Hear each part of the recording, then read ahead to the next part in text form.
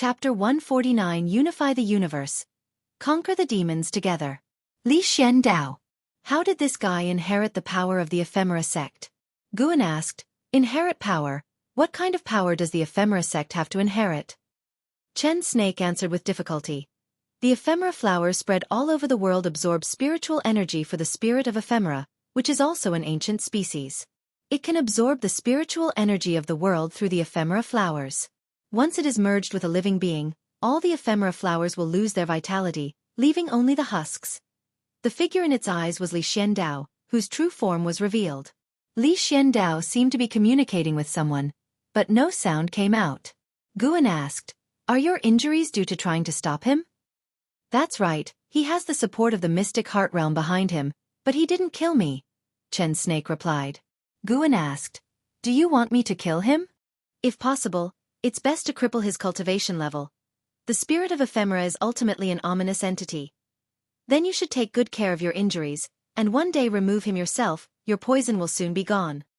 Guan replied casually, regardless of truth. How could he possibly listen to Chen Snake's words and cripple someone just like that? Chen Snake remained silent for a moment, then said, "I was being presumptuous." Guan then disappeared from its forehead. Chen Snake also possessed mystic heart realm cultivation. Once the poison was removed, even the demons of the heavenly Phoenix Mountain couldn't do anything to it. Sensing Guan's disappearance, Chen Snake closed its eyes, and its breathing began to weaken. On the other side, Guan returned to the Nianchu cave and was surprised to find Tian Yaoer already drunk, lying on the table. He picked up the jar and found it completely empty. This girl. Guan smiled helplessly, picked up Tian Yaoer, and walked towards the room. Master, help me. Kill the demon mother. Avenge my parents. Tian Yaoer mumbled as she clung to Guan's neck, her hot breath landing on his neck. Guan didn't tell her that the Heaven Phoenix demon mother was already dead. With a target of hatred, she would work even harder in her cultivation. The next day at noon, Guan came to Tianya Valley. Last night, he had used divine sense to capture that Li Xian Dao had returned to Tianya Valley. From afar, Guan saw Li Zuando's figure. He was sitting at a stone table under a tree, holding a book in one hand. Li Xian Dao, Void Crossing Realm 7th Layer 271/1599/6050. Void Crossing Realm 7th Layer. His cultivation level had increased again. The most crucial thing was that his extreme lifespan had doubled. Guan remembered that his extreme lifespan was just over 3,000 years. Is the spirit of ephemera so powerful? Guan suddenly felt that Li Xian Dao was truly remarkable. Those with higher extreme lifespans than him didn't cultivate as quickly as he did. Even in Hao's cultivation speed might not be as quick as his. The most critical factor was that no one knew Li Zuando's true cultivation level. He had cultivated a special miracle skill, and his apparent cultivation level was now at the Core Formation Realm 1st Layer. Disguising Void Crossing Realm 7th Layer as Core Formation Realm 1st Layer.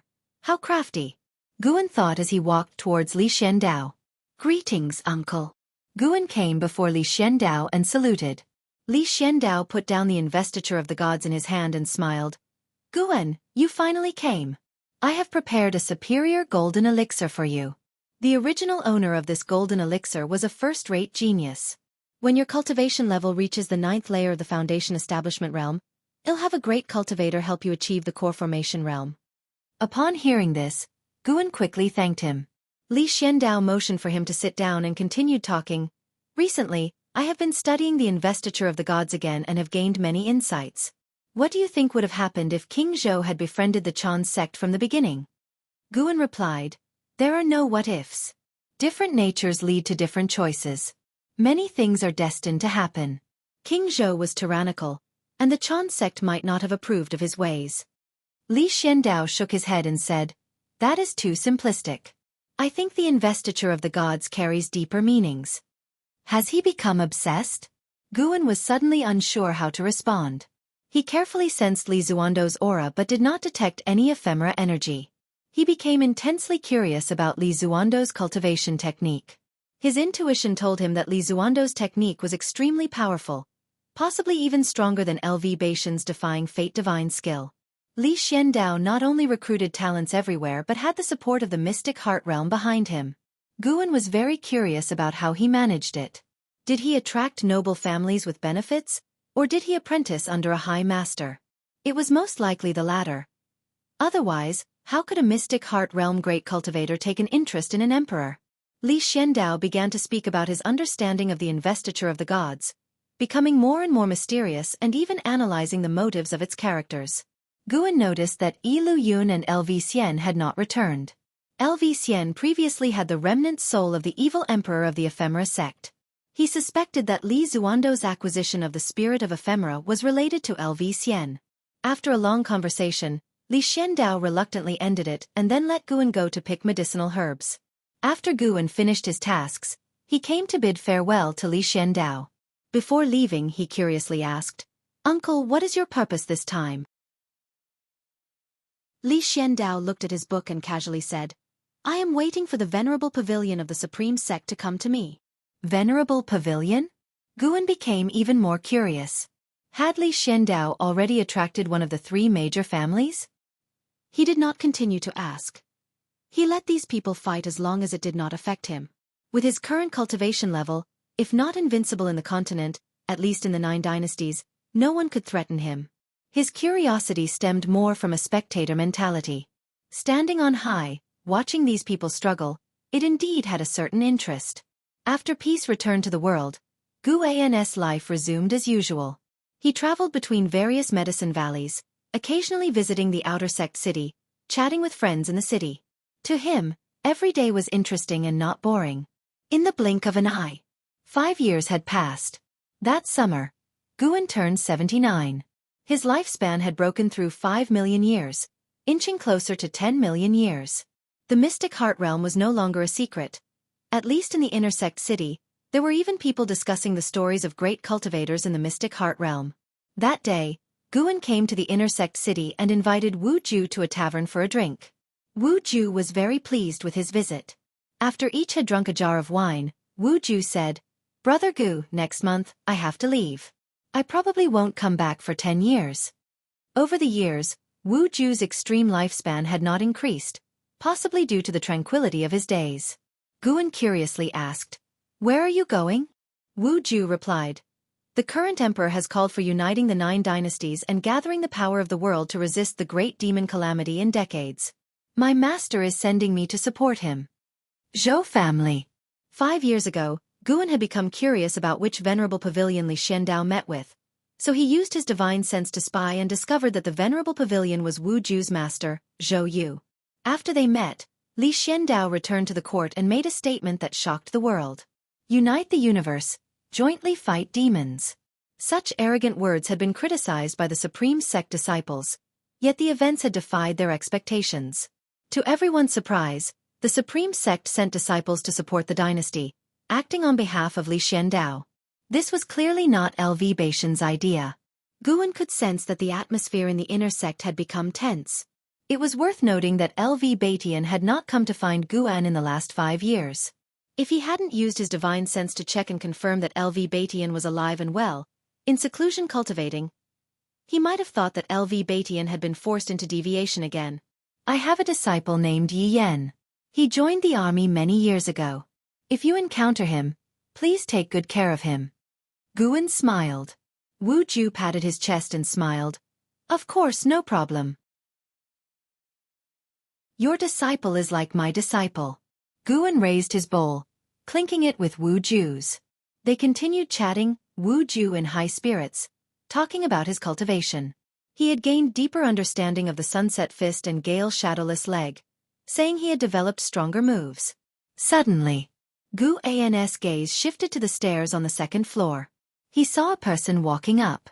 Lord Way of the Heaven, Mystic Heart Realm 3rd Layer 3889/4500/4600. Mystic Heart Realm 3rd Layer. Guan glanced briefly before looking back, curious. Who is this person? He had lived for more than 3,800 years. In front of him, even the late ancestor Shen Tian would be a junior. Lord Way of the Heaven wore a blue robe and held a horsetail whisk. His beard reached below his chin, and his hair was coiled on top of his head. His aura was like the core formation realm, so he didn't attract the attention of other disciples. This kind of appearance was not uncommon in the immortal cultivation world, There were two people similar to him just on the inn's second floor. Lord Wei of the Heavens scanned around, his gaze landing on Wu Ju. He walked over and asked with a smile, "Could the two young friends allow this poor Taoist to join you?" Wu Ju frowned and looked at Guan. Guan smiled. "Since we are fellow disciples, how could we refuse?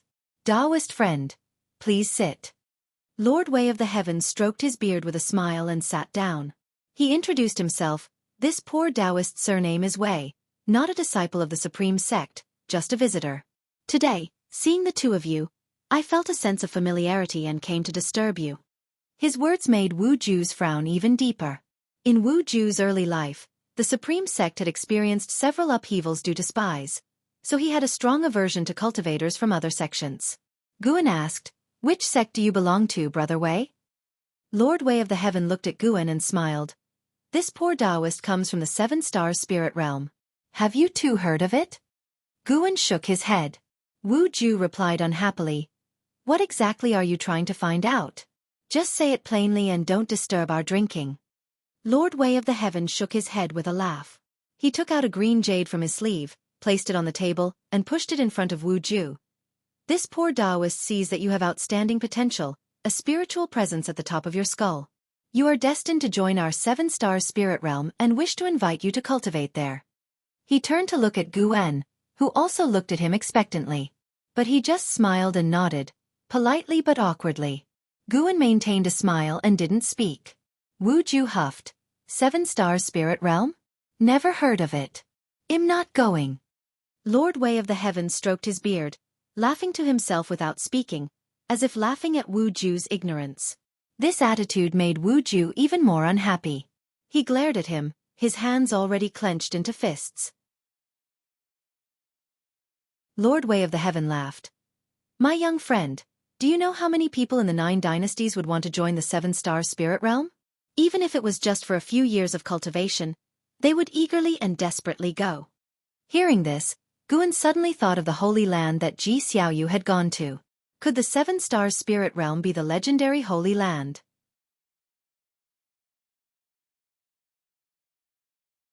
Chapter 150. Demon Galloping, Legend of the Demon Ancestor. The Seven-Star Spirit Realm is so powerful. Why do you need to invite me? Just wait until I beg you in the future." Wu Ju replied stiffly. Upon hearing this, Lord Wei of the Heaven shook his head and smiled, showing no sign of anger. In the following time, Guan watched as Lord Wei of the Heaven boasted about how powerful the Seven-Star Spirit Realm was. Unfortunately, no matter how eloquent he was, he couldn't convince Wu Ju. Wu Ju's attitude made Guan feel amused. If Wu Ju knew that Lord Wei of the Heaven was actually at the mystic heart realm, how would he react? Suddenly, a figure appeared behind Lord Wei of the Heaven. Guan looked up and saw Wu Ju's current master, Zhou Yu. Zhou Yu, Unification Realm 9th Layer 864/2000/3100. To become a member of the Venerable Pavilion, besides having a high cultivation level, his talent must also be top-notch, not a bit inferior to LV Batian. Zhou Yu looked at Lord Wei of the Heaven and said, "Senior Lord Wei, Wu Ju is my disciple.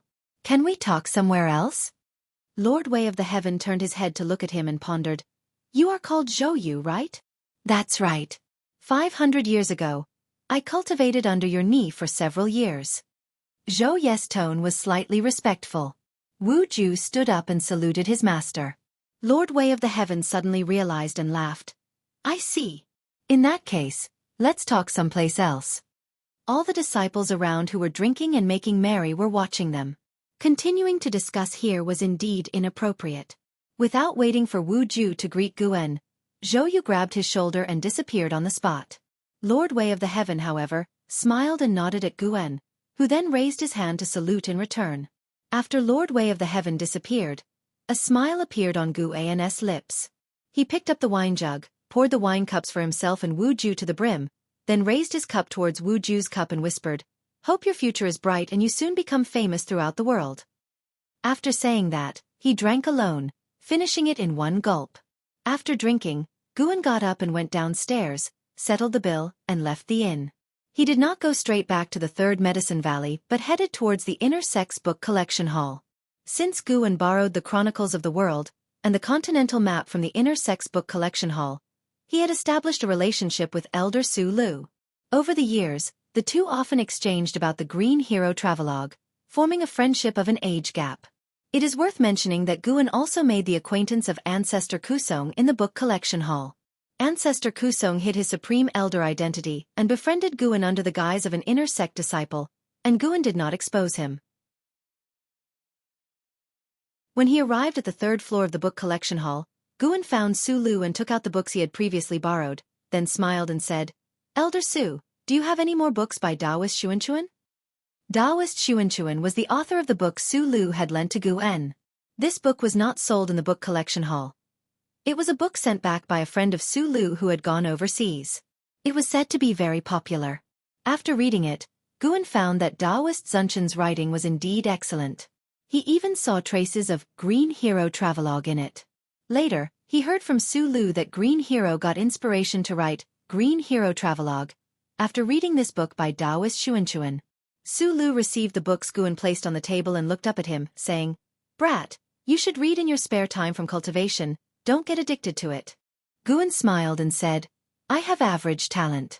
No matter how hard I cultivate, it's useless. In this lifetime, I can probably only reach the core formation realm. You know, I am the Valley Master of Medicine Valley. I can improve my cultivation level with elixirs. Why waste time on cultivation? I'd rather enjoy life and cherish the time being alive." Su Lu already knew his destiny, so upon hearing these words, he felt they made a lot of sense. Su Lu smiled and said, "Indeed, there is still one book by Taoist Xuanchuan, it's with someone upstairs. Go find him." Guan immediately cupped his hands at him, then turned and walked towards the stairs. There were only two people on the fourth floor, one was Ancestor Kusong, and the other was a great void-crossing realm cultivator. These two did not disturb each other. All the way, Guan came to Ancestor Kusong's side. He was sitting on a chair by the window, holding a book in his hand. Supreme Immortal Venerable. This was a popular novel written by Pan En. Over the years, under the operation of the Supreme Sect, Supreme Immortal Venerable, and the Investiture of the Gods, had spread to the other 8 dynasties and were very popular. The most popular was still Supreme Immortal Venerable, while the Investiture of the Gods was highly recommended by the high levels of various sections. In the world of immortal cultivation, there was a classic saying, "Look at the Investiture of the Gods for high realms, and look at the Supreme Immortal Venerable for low realms." The fact that Ancestor Kusong liked Supreme Immortal Venerable surprised Guan. "Senior, Elder Su recommended me here. May I borrow the book by Taoist Xuanchuan?" Guan asked softly. Ancestor Kusong listened and touched his left hand into his pocket, took out a book, and threw it to him. Guan caught the book, flipped through it briefly, and immediately smiled. Ancestor Kusong suddenly asked, "Guan, have you read the Supreme Immortal Venerable before?" Pan An's identity was still a secret in the Supreme Sect, known only to a few, and Ancestor Kusong did not pursue the author's identity. "Yes, it's all right," Guan commented. Although the Supreme Immortal Venerable was a book he originally wrote, he did not like to read it because there was no sense of novelty. Ancestor Kusong chuckled. "Then you don't understand the greatness of Supreme Immortal Venerable. In my opinion, this book is better than the Investiture of the Gods, because it can resonate with the majority, showing that the author understands the mundane world." Guan said, "But I still like the Investiture of the Gods better. It has more detail and more imagination." The two began to argue about which book was better. Guan did not intend to let him win. After all, ostensibly Guan did not know his true identity. They were friends with a significant age difference but shared a common interest. If Guan always agreed with him, flattering him, it would rather be boring. After a long argument, Guan had the upper hand and left satisfied. Ancestor Kusong, who had been blowing his nose and glowering, watched Guan go downstairs. The anger on his face subsided, turning into a playful smile. At this moment, the great void-crossing realm cultivator walked over. This was a man dressed in a grey Taoist robe. He came to Ancestor Kusong and asked with a smile, "Ancestor, why are you arguing with a Foundation Establishment realm cultivator?" "He is in the Foundation Establishment realm, but the fact that he can enter the inner sect shows he is not so simple, does it?" Ancestor Kusong asked in return. The grey-robed man shook his head. "Maybe he has some background, but cultivation levels don't lie. Ancestor Kusong smiled but did not reply, continuing to read the Supreme Immortal Venerable. The gray-robed man continued to ask, the 9 dynasties sects plan to jointly explore the demon land to find the cause of the demon calamity. Will you go? Ancestor Kusong replied. Yes, these old bones of mine have no hope of advancing further. After enjoying some more leisurely days, I will head to the demon land. The gray-robed man upon hearing this said, Ancestor, take me with you. Nonsense, this trip is life-threatening. Even though I'm at the mystic heart realm, I can't protect you. Is it that terrifying? Do you think the ephemera sect dares only to make trouble in the 9 dynasties lands for no reason? Could it be that there is also a Mahayana expert in the demon land? Ancestor Kusong did not answer. He shifted his gaze to the window. Beneath the blue sky, disciples flew in and out. The scenery was beautiful. Deep night. Heavenly Phoenix Mountain. Nianchu Cave. Guan was teaching Tian Yaoer how to cultivate the Limitless Freedom Step. Tian Yaoer was the only one to inherit the Limitless Freedom Step. Together with the primordial Earth Immortal skill, in 1,000 years, her strength would certainly be very powerful. In the same realm, it might not be said that she would be invincible, but no one, neither human nor demon, could stop her. Tian Yaoer was very excited about Guan's teachings. This was the first time Guan had taught her a spell. The step technique of the Limitless Freedom Step was very complex, and Tian Yaoer practiced it with great effort. Guan was not in a hurry, since this step technique required years of cultivation to show its effects. If Tian Yaoer could master it after just practicing it once, he would be devastated. 5 years passed. Guan pondered when to help Tian Yaoer form a core. Tian Yaoer used to be like a medicine pot. When they first met, she had already reached the 9th layer of the Foundation Establishment realm, only 1 step away from the core formation realm. She previously lacked a cultivation technique, but now with the primordial Earth Immortal skill, breaking through was no longer a difficult matter. Guan, watching Tian Yaoer's graceful figure, suddenly sensed something and released his divine sense. His divine sense ascended into the sky, overlooking the entire Heavenly Phoenix Mountain. He saw a magnificent scene. Countless demons were rushing towards the north like a tidal wave, covering the land and mountains. In the night, demon fog rolled incessantly, unable to conceal the figures of the demons. With one sweep of his divine sense, Guan saw demons, monsters, and ghosts. Their march caused the land and mountains to tremble, and the commotion intensified. After a while, Nianchu Cave also began to tremble slightly, startling Tian Yaoer into stopping. She nervously came to Guan's side, grabbing his arm with both hands, her eyes full of fear. She whispered, "It's happening again." Guan looked down at her and asked, "Why do you say that?" Tian Yaoer answered, "When I was very young, the same thing happened. Many demons went north, even the demon mother went. It was said they were going to meet the demon ancestor." "The demon ancestor? Tell me about it." Guan became interested, pulling Tian Yaoer to sit at the stone table. Tian Yaoer took a deep breath and began to tell the legend of the demon ancestor she had heard. Legend has it that a long time ago, the first demon was born between heaven and earth. He was the demon ancestor. He was born above all beings, and in the long years of feeling lonely, he sprinkled his blood on the earth, allowing the beings of the world to be baptized and then transform into demons. Later, creatures called humans appeared on the earth. They were terrifyingly powerful and slaughtered demons on a large scale. At this point, Tian Yaoer couldn't help but look at Guan nervously, for she already knew that Guan was not a demon, but a human. To demons who had never interacted with humans, humans were terrifying beings. If Guan hadn't saved her, she would have long attempted to escape. Guan wore a mask, and seeing no reaction from him, Tian Yaoer mustered the courage to continue. That group of foreign cultivators of the human race was extremely powerful. They slaughtered demons, seizing demon cores and treasures, and ultimately enraged the demon ancestor. The demon ancestor personally took action and repelled the terrifying cultivators of the human race. However, the true calamity had just begun. Many years later, cultivators of the human race attacked again, and this time, their numbers were even greater. To protect the demon clan, the demon ancestor eventually fell, perishing completely. After that, humans took root on the earth, and the demon clan faced a period of oppression. During these long years of oppression, the demon clan always sought to revive the demon ancestor and exterminate the human race. Until now, the demon ancestor was about to be resurrected, and every few decades, all the demons in the world would go to worship the demon ancestor, offering their demon blood.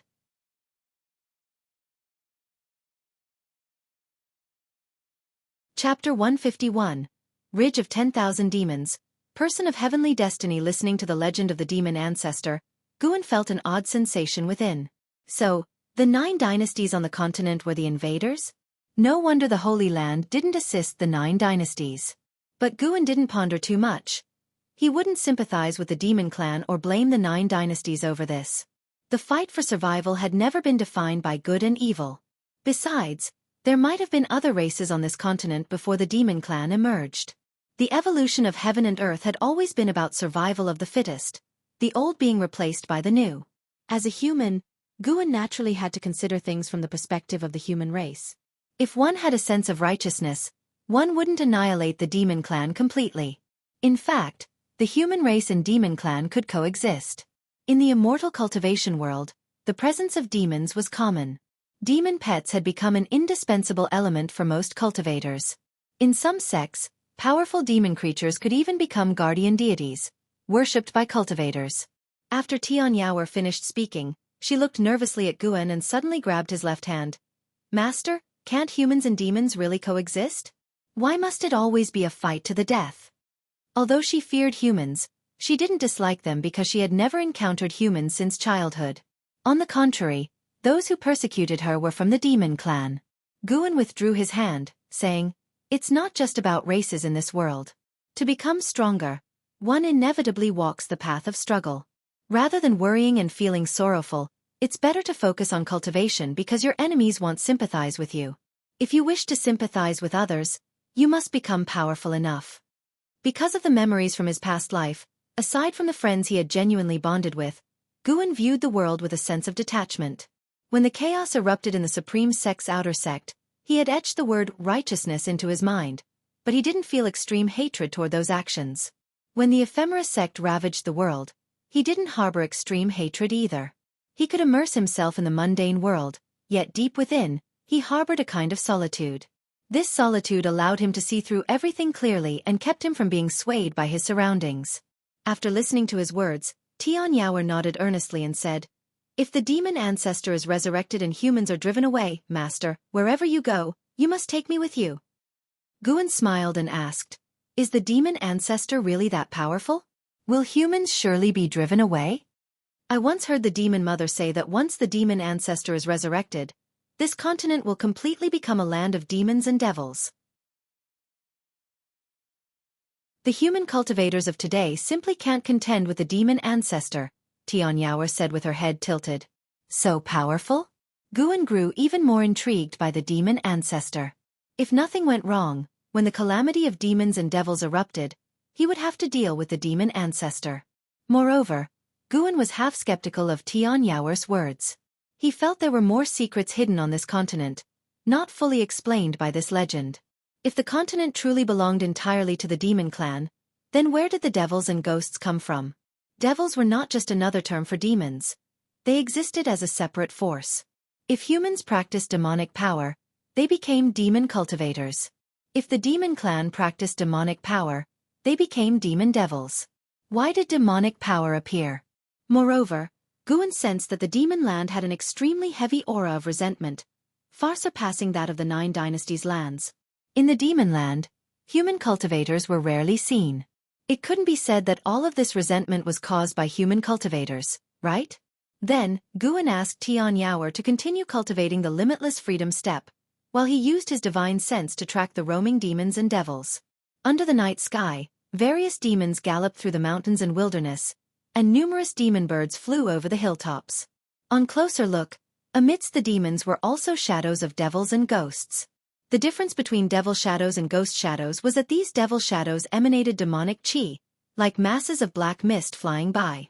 Guan's divine sense tracked them over a distance of millions of miles, witnessing an ever-increasing number of demons and devils. Along the way, the number of demons and devils reached a level that even made a Nirvana realm cultivator like him shiver. If the calamity of demons and devils truly erupted and he didn't intervene, the 9 dynasties' territories would likely be swiftly overrun. Approaching the depths of the demon land, Guan also sensed the aura of mystic heart realm demon devils. These demon devils were not stirred by the tide of demons and still remained in their respective caves. Eventually, Guan's divine sense halted within a cluster of volcanoes. Here, lava spread everywhere, the night sky covered in hot, thick smoke, and some volcanoes continuously erupted, spectacular and terrifying. According to the map provided by Su Lu, this should be the Ridge of 10,000 Demons, deep within the continent. The Ridge of 10,000 Demons had over 10,000 volcanoes, housing countless demon kings, with an uncountable number of demon devils. The author of Chronicles of the World passed through here but dared not delve deeper because the overwhelming demon energy filled him with dread. He learned about the Ridge of 10,000 Demons by capturing and interrogating a demon creature. Guan could feel the aura of thousands of Unification Realm beings and more than 20 Mystic Heart Realm beings, including a Great Ascension Realm presence, here. At this moment, countless demon devils within the Ridge of 10,000 Demons were also rushing northward. Guan didn't continue probing north, not because his divine sense couldn't extend further, but because there were already Great Ascension Realm demon devils here. The demon ancestor was likely beyond the Great Ascension Realm. Reflecting on the legend mentioned by Tian Yaoer, it seemed highly probable. The blood of a Great Ascension being wasn't that extraordinary, but a Nirvana Realm being was different. Their essence of life had already transformed, just like Guan's blood was no longer mundane. Guan didn't want to alert the enemy. After all, the calamity of demons wasn't happening tomorrow. He still had time to extend his lifespan. Once his lifespan reached 10 million years, his strength would experience a significant leap. Maintain composure. The advantage was on his side. Guan retracted his divine sense and continued guiding Tian Yaoer in her cultivation. Spring passed, autumn came, and 3 more years went by. One afternoon, the 82-year-old Guan transformed into a small figure clad in white and arrived at the North Sea Mountain to visit Sage Xian Miao. Sage Xian Miao had been left to his own devices. Guan only visited every few months, and Sage Xian Miao had gotten used to it. He spent his days cultivating in the mountain god temple, living quite comfortably. Upon his arrival, Guan noticed there was someone else outside the temple, and it was someone familiar. And Hao stood side by side with Sage Xian Miao on the edge of a hillside, together overlooking the vast North Sea. It seemed the two shared a good relationship, forged from their unrecognized encounters during the Golden List tournament. And Hao had already broken through to the first layer of the nascent soul realm, and he wasn't yet 50 years old. It looked like Hao had great potential to surpass the breakthrough speed of Li Xiandao. Your cultivation speed is already fast enough. What you need now is to calm your mind, Sage Xian Miao said, his tone rather helpless. Before participating in the Golden List tournament, he truly believed his talent was unrivaled in the world. Being defeated by Hao didn't leave him despondent. Rather, he felt fortunate. He was glad to have met Hao, which allowed him to recognize his own limits early on and thus cultivate better. Hao stood tall, his arms crossed over his chest, his handsome face with loosely tied long hair, exuding both a free-spirited aura and the demeanor of a prodigy. He chewed on a blade of grass, softly laughing. I don't feel that my cultivation speed is very fast. For some reason, since I started cultivating, I've constantly felt a sense of urgency. If I don't hasten my cultivation, disaster will surely befall me. He gazed at the North Sea's surface, his eyes profound. Seeing the kid who, back then, wasn't even up to his shoulder, now growing into such a figure, Guan felt a great sense of accomplishment. If it weren't for him, Hao would have long perished in the jaws of demons. Moreover, he had guided Hao in his cultivation, so he deserved to feel this sense of achievement. Hearing Hao's words, Guan thought of the limit of one's lifespan. Could it be that geniuses like Hao could sense the existence of heavenly destiny? If he couldn't achieve nirvana within 10,000 years, he would eventually die. Sage Xian Miao sighed. Since that's the case, let me guide you. Previously, while passing through Tianwei, my treasure guided me to the ruins of a great cultivator's cave abode. However, the restrictions inside were complex, and I couldn't comprehend them at the time, so I set it aside and came to participate in the Golden List tournament. You can try, as there are great opportunities inside. Upon hearing this, and Hao couldn't help but ask for the exact location of the cave abode ruins. Sage Xian Miao took a map from his storage bag and handed it to Hao. After chatting a while longer, Hao prepared to leave. Before departing, he reminded, "The hateful Heaven Divine Sword has been causing quite a stir in the immortal cultivation world recently. The Sword Master has already turned to demonic cultivation and learned an evil art, killing more and more people. Be careful in these deep mountains, so he doesn't catch you. If the mountain god is always drowsy, no one can save you." Sage Xian Miao laughed. "I am at the 5th layer of the divinity transformation realm. The hateful Heaven Divine Sword hasn't yet killed a divinity transformation cultivator." Hao shook his head with a wry smile, waved his hand, and turned to leave. He leaped, a flying sword emerging from his waist. He stepped onto it and quickly vanished at the edge of the North Sea. Sage Xian Miao watched for a while, then turned back to the temple. Just as he entered the courtyard, he heard the voice of the mountain god. "This boy's root bones are extraordinary, and his chi fortune is remarkable." Looking up, he saw the mountain god sitting on the temple's eaves, watching Hao's departing figure. Sage Xian Miao smiled and said, "His talent is indeed unparalleled. My master once said that the supreme sect would give birth to a genius capable of changing the world, and perhaps it's him." Guan chuckled upon hearing this. "So, the Three Pure Ones Mountain is this impressive?" Sage Xian Miao replied, "Three Pure Ones Mountain certainly can't compare to you. Though the Taoist tradition has existed for over 10,000 years, our masters have mastered some prediction techniques. Actually, our Three Pure Ones Mountain also hails from overseas. Our ancestors couldn't return, so they settled on this continent." He began introducing Three Pure Ones Mountain, and Guan listened attentively. Just the divine reaching mystic gate alone was enough to make him regard Three Pure Ones Mountain highly.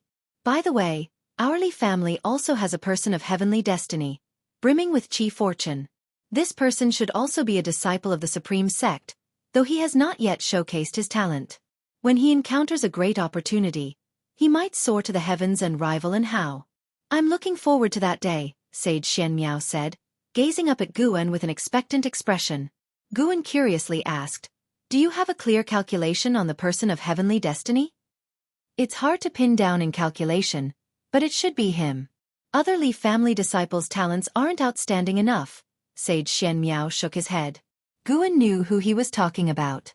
The most talented disciple of the Li family in the supreme sect could only be Li Ya. But in truth, Li Zuando's talent was even more terrifying. Perhaps Li Xiandao was the true person of heavenly destiny in the Li family. From the current trend, Li Xiandao indeed had the talent to rival Hao.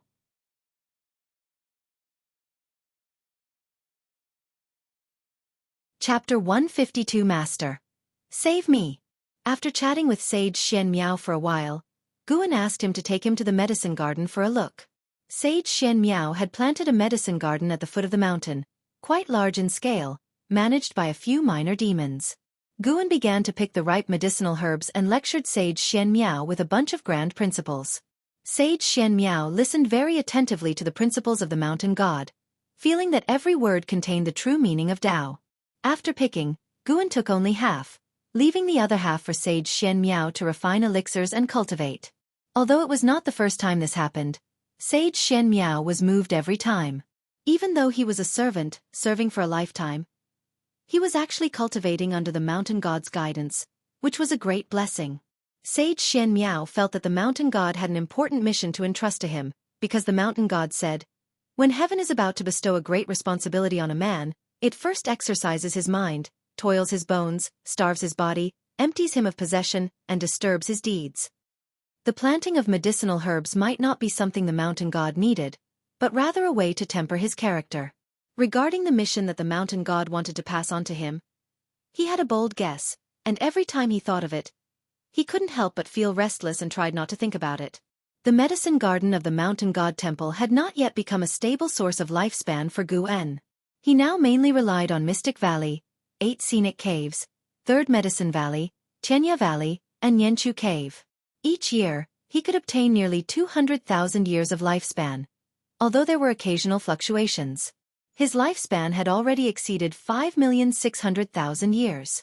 If nothing unexpected happened, he would reach 10 million years in 20 years. The great calamity of the demons and monsters was unlikely to erupt within 20 years. According to the predictions within the Supreme Sect, it would take at least 50 years for the great calamity of the demons and monsters to erupt. After returning to Mystic Valley, Guan continued to act as an ordinary disciple. It was worth mentioning that Gu Zong had already promoted Guan to an inner sect disciple, but Guan still preferred to wander around the outer city. He had many friends in the outer sect. He was a nostalgic person. Just like that, another year passed. Summer arrived. Guan was practicing calligraphy in a pavilion in Mystic Valley. While practicing, he was also contemplating the profound formations in the Ziwei Array Chronicles. Lu Jiujia suddenly came to visit Guan. Hearing the knock on the door, Guan let him in. He closed the door, walked to the desk and said, "Senior brother, I have news about Wu Xin." Wu Xin was Gu An's junior disciple, a spy from the Thousand Autumn Pavilion. Although Wu Xin had left, he had left behind the Taoist expansion skill. Guan did not look up, continuing to stare at the paper, saying, "Let's hear it." Lu Jiujia immediately said, "Due to the chaos in the Ephemera sect, the Thousand Autumn Pavilion has disbanded.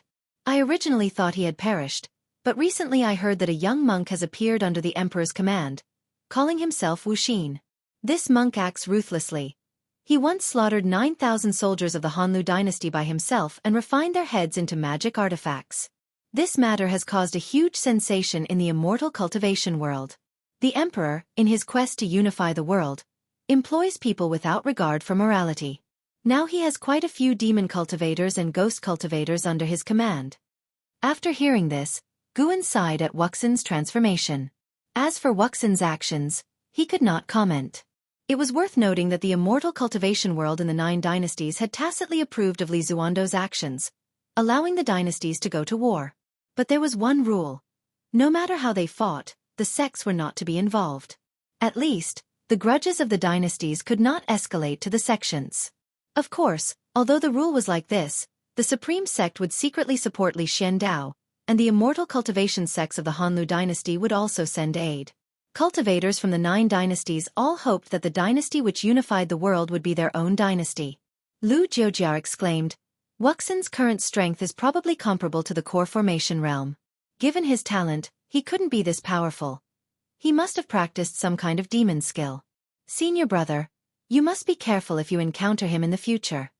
He had once strayed onto the demon path and deeply understood the feeling of falling into the demon path, where one would stop at nothing to become stronger. In that state, only oneself was important in their heart. Guan nodded, saying, "Don't worry, I normally won't leave the Supreme Sect's territory." He certainly won't dare to come. The Supreme Sect was flourishing. The influence of the Golden List Conference and the works of Pan and brought in more and more disciples to the Supreme Sect. Many powerful loose cultivators also joined the Supreme Sect. Each passing year saw a significant increase in the Supreme Sect's strength on paper. The most noticeable point was that Guan rarely saw demon cultivators infiltrate the Supreme Sect anymore. After speaking about this matter, Lu Jiujia no longer disturbed Guan and continued practicing calligraphy, thinking that he could showcase his penmanship in the next book. Such beautiful calligraphy should not be hidden for personal admiration. Perhaps I am not a genius in immortal cultivation, but I am definitely a genius in calligraphy. Guan praised himself in his heart, feeling increasingly joyful. At that moment, he suddenly felt someone calling him. He thought it was Sage Xian Miao, but sweeping his divine sense, he realized Sage Xian Miao was meditating. He carefully sensed it and discovered that the call was not from the mountain god. It was "Master, save me." Under the blue sky and white clouds, hundreds of cultivators floated among the mountains, facing a mountain wall and continuously casting spells. No matter how their spiritual power attacked, they could not shake the mountain wall. Each time it was attacked, the mountain wall would reveal a layer of blue light, blocking all attacks. An elder flew to the side of a purple-robed man who had not taken action, saying in a deep voice, "Your Highness, the restriction here is too strong. Even I, a void-crossing realm cultivator, cannot break it." The purple-robed man was a prince of the Tianwei dynasty, named Si Zong, with cultivation in the first layer of the divinity transformation realm. Si Zong's expression was indifferent as he spoke. "Continue attacking. Even if we cannot break it, we must frighten that kid." My master will arrive soon. Also, have a group spread out to prevent that kid from escaping. He is the golden list champion of the Supreme Sect. If he escapes this time, it will be difficult to capture him again. Once he grows stronger, he will be a great trouble for Tianwei. Yes. The elder accepted the order and left immediately.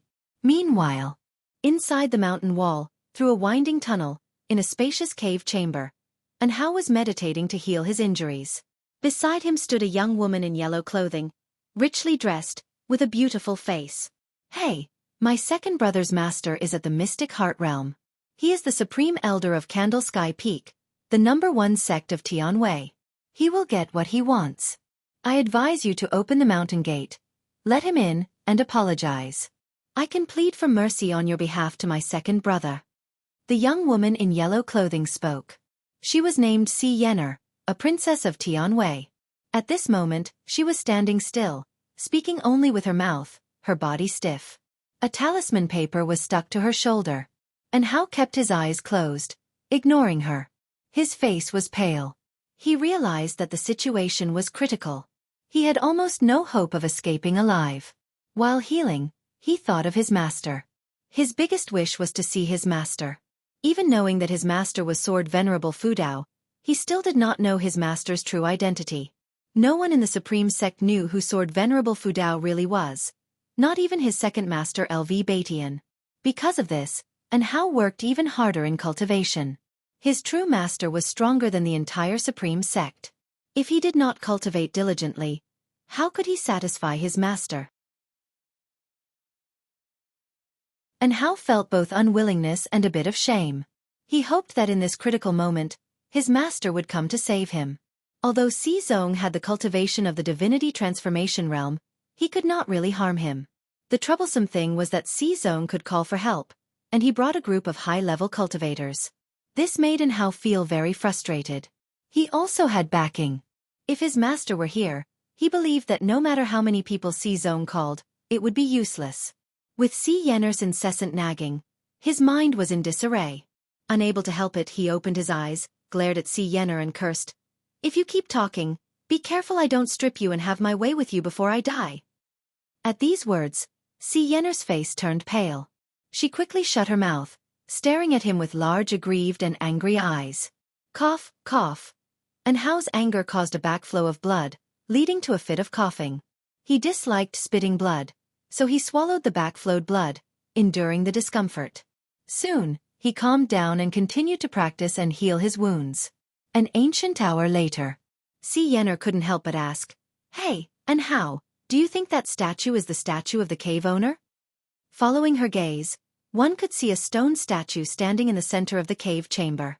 It depicted an elderly man standing on a tortoise, holding a wooden staff, with a hunched back and a kindly face. Although it was a stone statue, it had a feeling of coming to life. With eyes closed, Anhao responded, "Perhaps." Suddenly, he thought of something and immediately stood up, walking to the statue. He began to circle the statue, carefully observing. "Did you discover something?" Si Yener asked curiously. Anhao did not answer her. At that moment, a terrifying pressure descended, halting Anhao's steps and turning his face pale. Si Yener was similarly frightened. "Master, you have finally arrived." From outside came Si Zong's delighted shout. He deliberately spoke loudly, clearly for Anhao and Si Yener to hear. "I didn't expect this place to hide the grotto heaven remains of an ancient great cultivator. All of you move aside." A cold voice rang out, and Anhao's expression turned grim upon hearing it. Si Yener gloated, "Hey, are you afraid now? Quickly unseal me. Otherwise, when they break in, you will surely die." Rumble, the cave chamber shook violently, sand and dust fell, as if it would collapse at any moment. A terrifying divine sense had already penetrated inside, making Anhao's heart jump and his forehead sweat. No matter how talented he was, he could not be a match for the Mystic Heart Realm. Not to mention Mystic Heart Realm, even a void-crossing realm could crush him. At this moment, Anhao could not remain calm. He clenched his fists, inexplicably thinking of his master's figure. "Damn it! Master, save me!" Anhao gritted his teeth, muttering under his breath. Si Yenner laughed gleefully upon hearing this. Isn't your master the sect leader of the supreme sect? It said he is only at the unification realm. He's not a match for my brother's master. Besides, he's far away in the supreme sect. He couldn't possibly come to save you. And Hao glared at her, shouting angrily, The master I speak of is not LV Batian. Si Yenner pouted and asked, Do you have a mystic heart realm master then? And Hao could not answer because he had promised his master not to reveal his master's existence.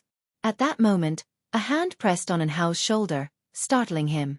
Then he heard a voice that made his eyes redden.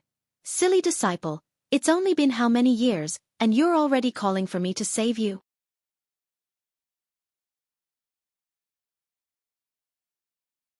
Chapter 153. Get Lost. The hand pressed against Hao's shoulder belonged to Gu-en. Hao turned his head cautiously, and upon seeing Gu-en, the joy in his heart erupted completely. Master! Hao couldn't help but turn around and embrace Gu-en. Although Gu-en was still wearing a mask and his attire was different from before, Hao recognized him at a glance as his master. Gu-en suddenly disappeared, causing Hao to stumble forward a step. He looked back to find Gu-en 7 steps away, which made him sigh in relief. For a moment when his master disappeared, he thought he had fallen into an illusion. Tell me what happened? Gu-en asked. The mountain was still trembling, but with Gu-en's arrival, Hao didn't feel any panic. Instead, he was very excited and began narrating the whole feud. Gu-en listened carefully. Not far away, Si Yenner stared at Gu-en with eyes full of curiosity. This person is Hao's master? How did he get in here? During his narration, Hao couldn't resist using his divine sense to probe Gu-en's true face, but the power within the mask rebounded his divine sense, making him feel a thrill of fear. Gu-en remained silent, which made Hao feel ashamed. He dared not offend his master any further and concentrated fully on recounting his grudge with Prince Xizong of the Tianwei dynasty. 2 months ago, he found this cave ruin site based on the map given by Sage Xian Miao.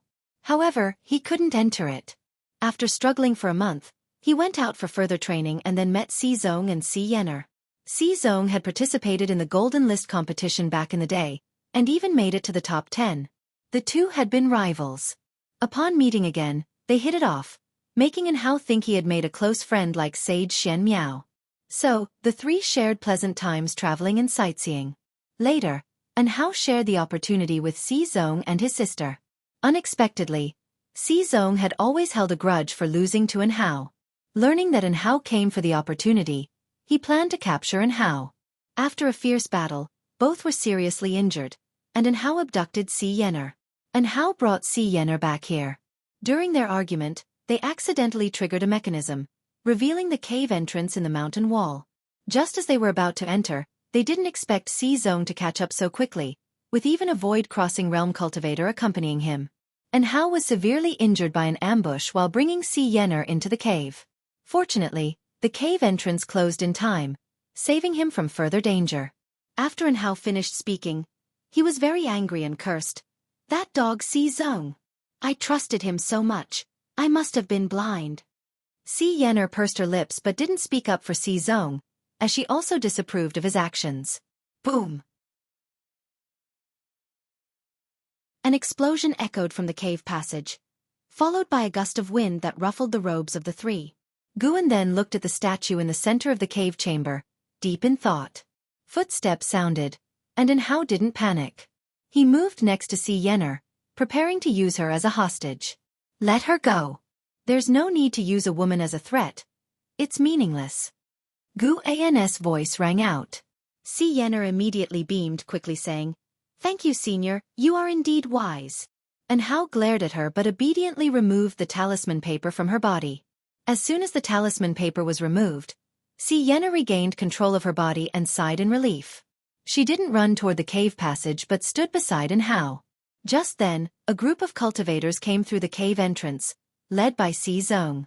Behind him was a man in a black robe with golden patterns, an imposing presence, half-white hair, a handsome face, and cold eyes exuding an indescribable pressure. Xizong's gaze fell on Gu-en, his brows furrowing. He raised his hand in greeting and asked, May I ask who you are, Taoist friend, and why are you here? Si Yenner spoke up, Second brother, He's Enhao's master. Let's end this matter here. Master? Zong's frown deepened and he asked, "Are you sect master LV?" Guan glanced at the black-robed man behind Zong and performed lifespan detection. Ancestor Xingyan, Mystic Heart Realm 2nd Layer 1904/4400/4600. The Tianwei dynasty truly hid dragons and crouching tigers. It's unclear if this person had been cultivating in Tianwei all along, or if he returned from overseas due to the ephemera sect. Guan spoke. "I am not LV Batian. This cave was found by my disciple first. I advise you all to leave it at that." The cultivators behind Zong were taken aback, surprised by this person's firm attitude. And Hao grew excited and looked at Zong provocatively. Ancestor Xingyan stepped forward, standing in front of Zong. He scrutinized Guan, asking, "May I know your name, Taoist friend? Why not show your true face?" His divine sense couldn't penetrate Guan's mask, making him wary of Guan. But only a little. After all, he was a Mystic Heart Realm cultivator. He had fought other Mystic Heart Realm experts during his battles with the ephemera sect, with mixed results. As a fellow Mystic Heart Realm cultivator, he couldn't be killed.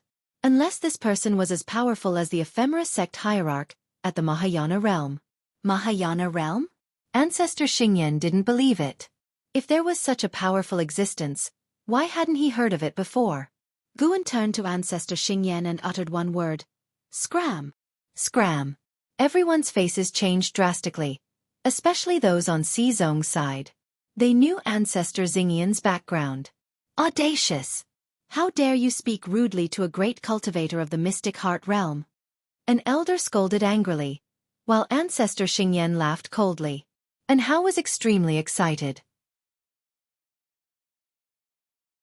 As expected of his master. How domineering!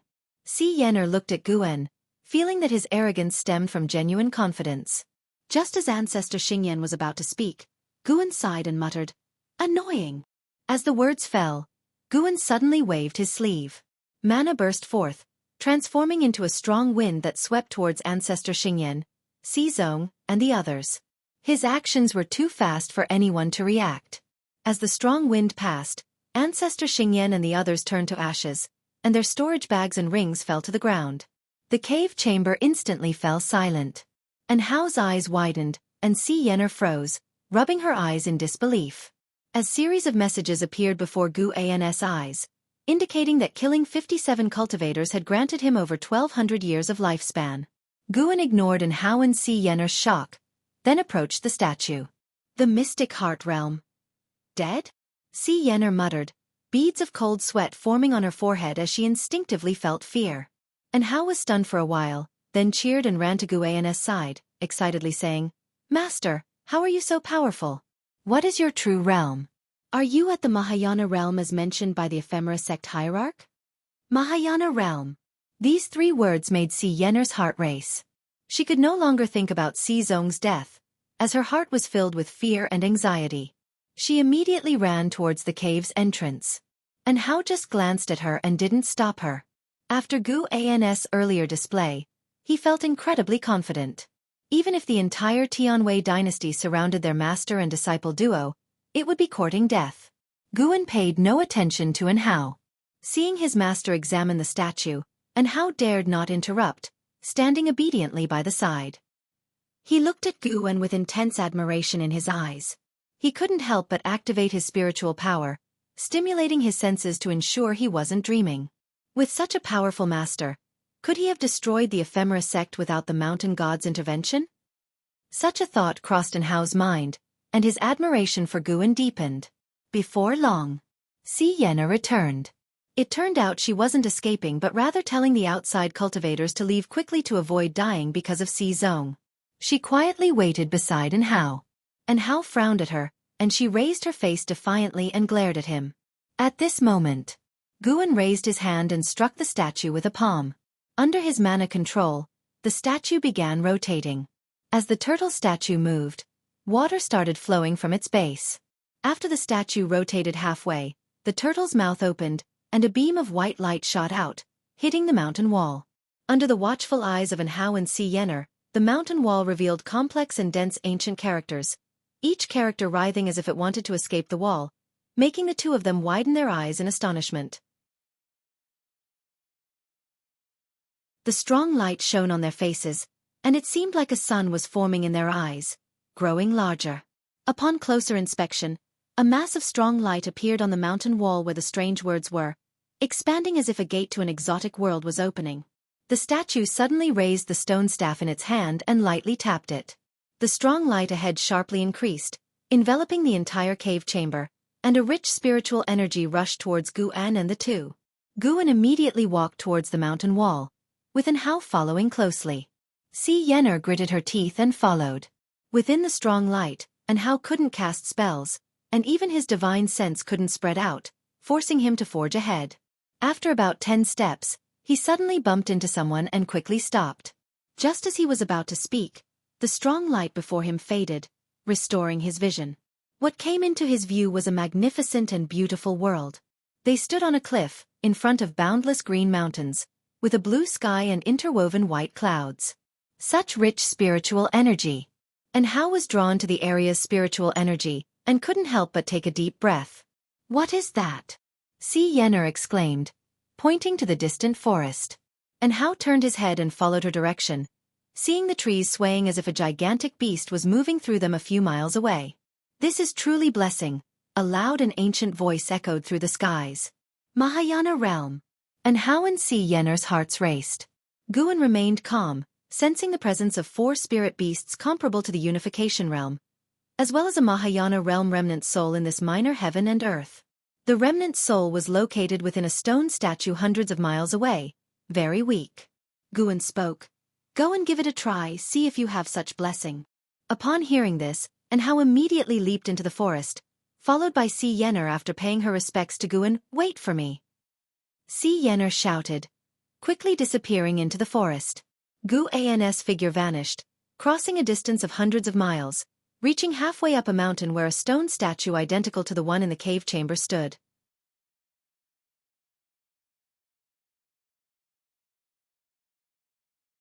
Chapter 154. Gathering ascenders on the hillside. A gentle breeze blew, rustling Guan's robe as he stared at the stone statue in front of him. His divine sense had already penetrated the statue, capturing the residual soul within. This residual soul looked exactly like the stone statue, representing an old man. The soul body was curled up as if in a deep sleep. Earlier, the sound was triggered by some kind of restriction that activated whenever any living being entered this cave mansion. Moreover, during his investigation, Guan discovered that there were other transmission arrays in this minor heaven and earth within the cave mansion. Including the one they came through, there were a total of 8 transmission arrays, each corresponding to different directions, which led him to speculate more about this cave mansion. A Mahayana cultivator's cave mansion. Guan raised his hand, drawing out the residual soul from within the stone statue. A ball of light appeared in his palm. Taoist Starmaster, Mahayana Realm 3rd Layer 0/0/0. All zeros? Did this mean Taoist Starmaster was truly dead? He immediately sent his divine sense into the residual soul of Taoist Starmaster, performing the soul-capturing skill to search for memories. Rumble. In the distance came earth-shaking sounds, the noises of An Hao and Si Yener battling, entangled with a group of wooden puppets.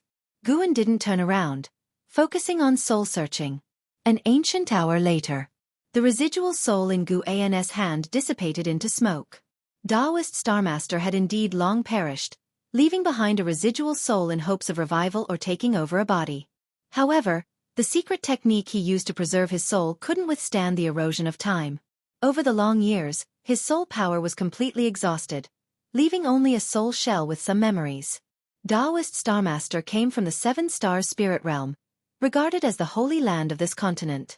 In Taoist Starmaster's memories, Guan learned a terrifying truth. The demon ancestor actually originated from the 7-star spirit realm. Taoist Starmaster and several sectmates were ordered to bring the demon ancestor out, to nurture and have him create the demon clan.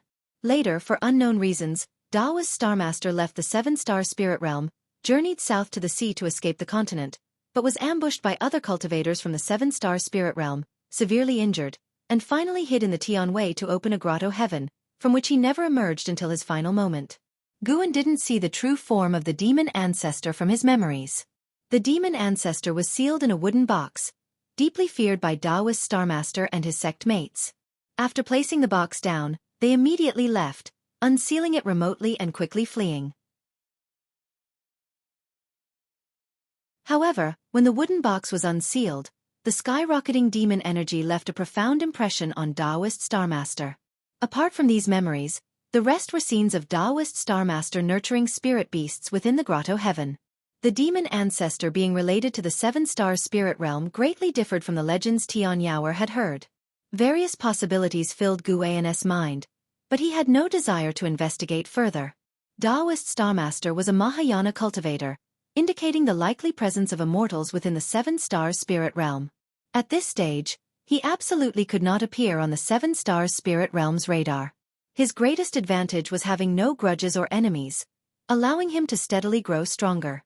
With that thought, Guan turned around, ready to harvest the medicinal herbs here and transport a batch of heavenly treasures away. By dusk, Guan returned to the third medicine valley. This afternoon's harvest extended his life by over 300,000 years. He could continue the harvesting in the future, as the grotto heaven was vast and had become a self-sustaining ecosystem, so he didn't uproot everything. How could he be short-sighted and destroy a place that could continuously extend his life just for temporary greed?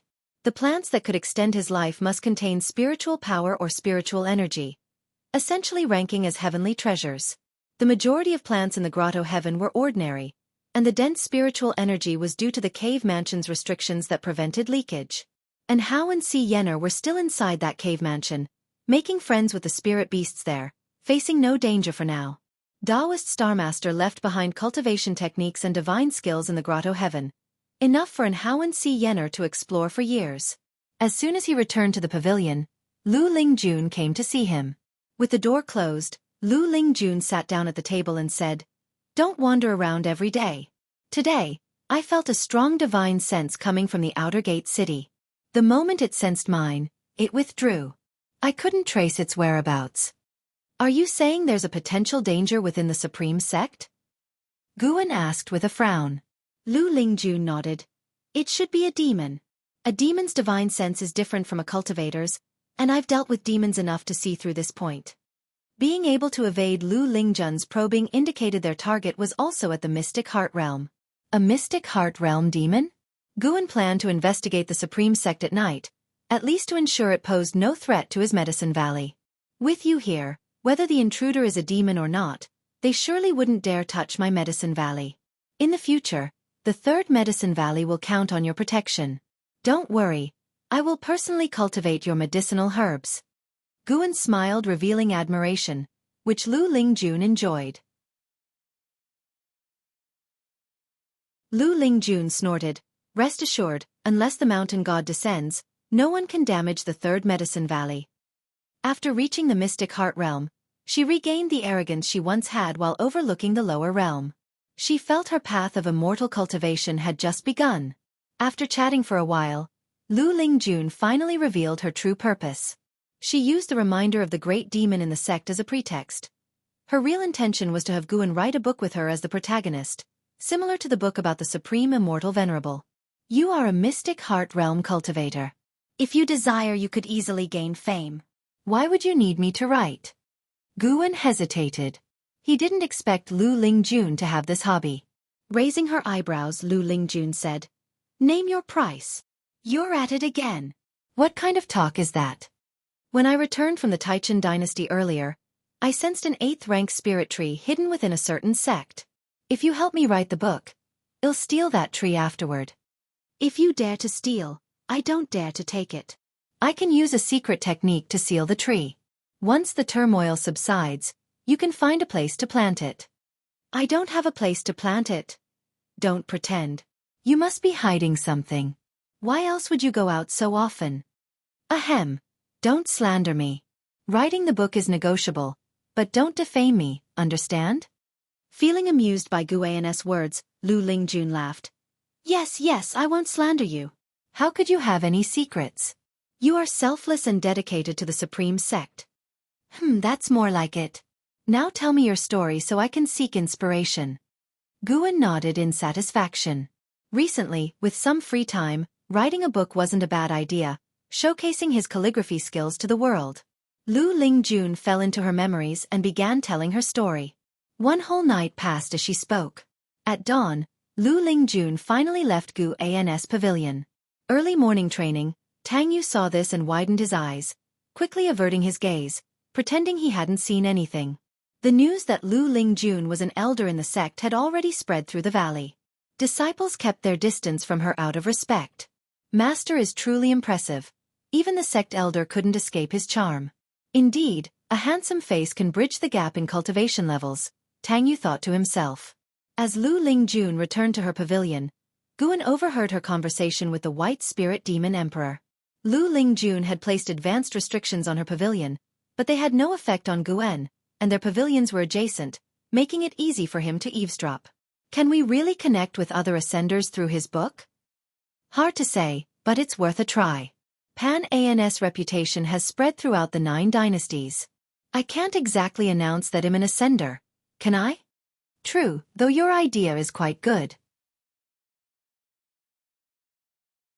If you can unite other ascenders and form your strength, it would greatly aid your future bid for the sect leader's position.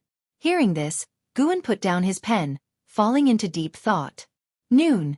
In the outer gate city. Upon the heavenly repair platform. A white-robed man arrived at the bottom of the orthographic symbol. He marveled at the sword intent contained within. His eyes filled with astonishment. Just this sword intent alone likely makes Sword Venerable Fudao invincible in the mystic heart realm. It's uncertain if he's reached an even higher level. The white-robed man was in awe, squatting down to touch it. Hey, don't touch randomly, or the sword intent might hurt you. A voice came from beside him. The speaker was Zhua Lin. Ever since Sword Venerable Fudao used Zhua Yijian's sword to kill enemies, Zhua Yijian had no longer come to the heavenly repair platform, staying cooped in his room, comprehending that sword. Not even his son could disturb him. Zhua Lin had no other means to comprehend Sword Venerable Fudao's sword intent, and could only sit in silence at the heavenly repair platform. The white-robed man looked at Zhua Lin and asked with a smile, "Brother, how long have you been at the heavenly repair platform?" Zhua Lin replied, "Since these 2 characters came into being, I've been meditating here." "You seem new. First time here?" He eyed the white-robed man suspiciously. The heavenly repair platform was filled with many stories, leading him to overthink. The white-robed man laughed. "I come from the Chentang dynasty. This year, I just joined the Supreme Sect as a guest elder of the Outer Sect. My joining was inspired by Sword Venerable Fudao." Hearing this, Zhua Lin immediately beckoned him over, signaling him to sit beside him. The white-robed man didn't hesitate and quickly came over to sit down. Zhua Lin was about to speak when he suddenly saw someone, his eyes lit up, and he called out immediately, "Guan, come over here." In the distance, Guan wandered through the crowd, appearing idle. Hearing Zhua Lin's call, he hesitated for a moment but still walked towards him. The white-robed man turned his head, seeing the person Zhua Lin called out to be a Foundation Establishment realm cultivator, then shifted his attention away. Guan conducted a lifespan detection on him. D. Xia, Mystic Heart Realm 3rd Layer 2450/8000/19000. A demon over 2,000 years old. The reason Guan came to the Outer Gate City was precisely because of D. Xia. The demon who alarmed Lu Lingjun was D. Xia. D. Xia cultivated some special technique, showing no traces of demon energy on him, but his technique couldn't escape the divine sense of a Nirvana realm great cultivator. Watching Guan approach slowly, Zhua Lin remarked to D. Xia, "Though my cultivation is low, I have an exquisite spirit heart. At a glance, I could tell you were exceptional." Hearing this, D. Xia's heart tensed.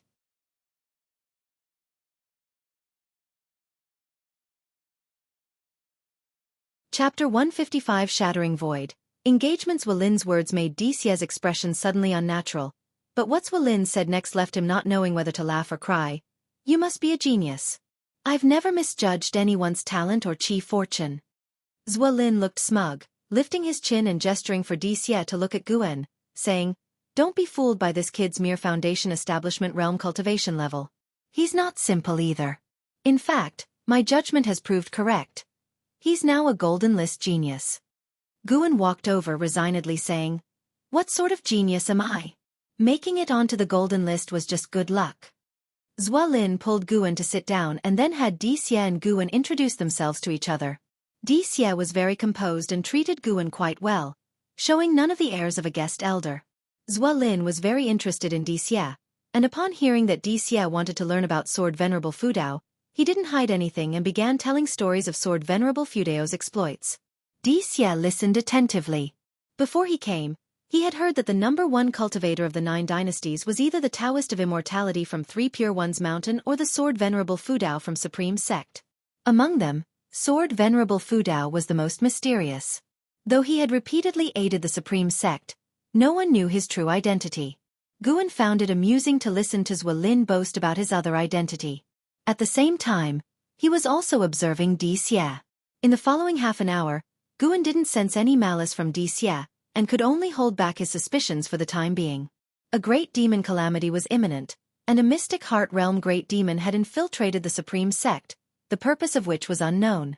Guan feared Xie might suspect him, so he took the chance to slip away.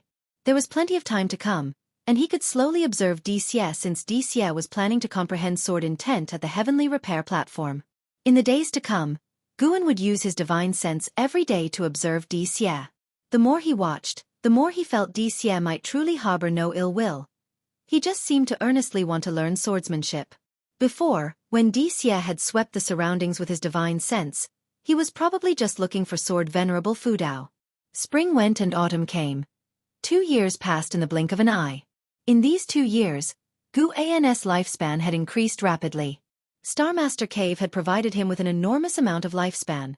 His lifespan had already broken through 6,500,000, getting ever closer to the 10 million mark. One day, Guan visited the book collection hall in the Outer Gate City and, under the name Pan En, published a new book titled Shattering Void.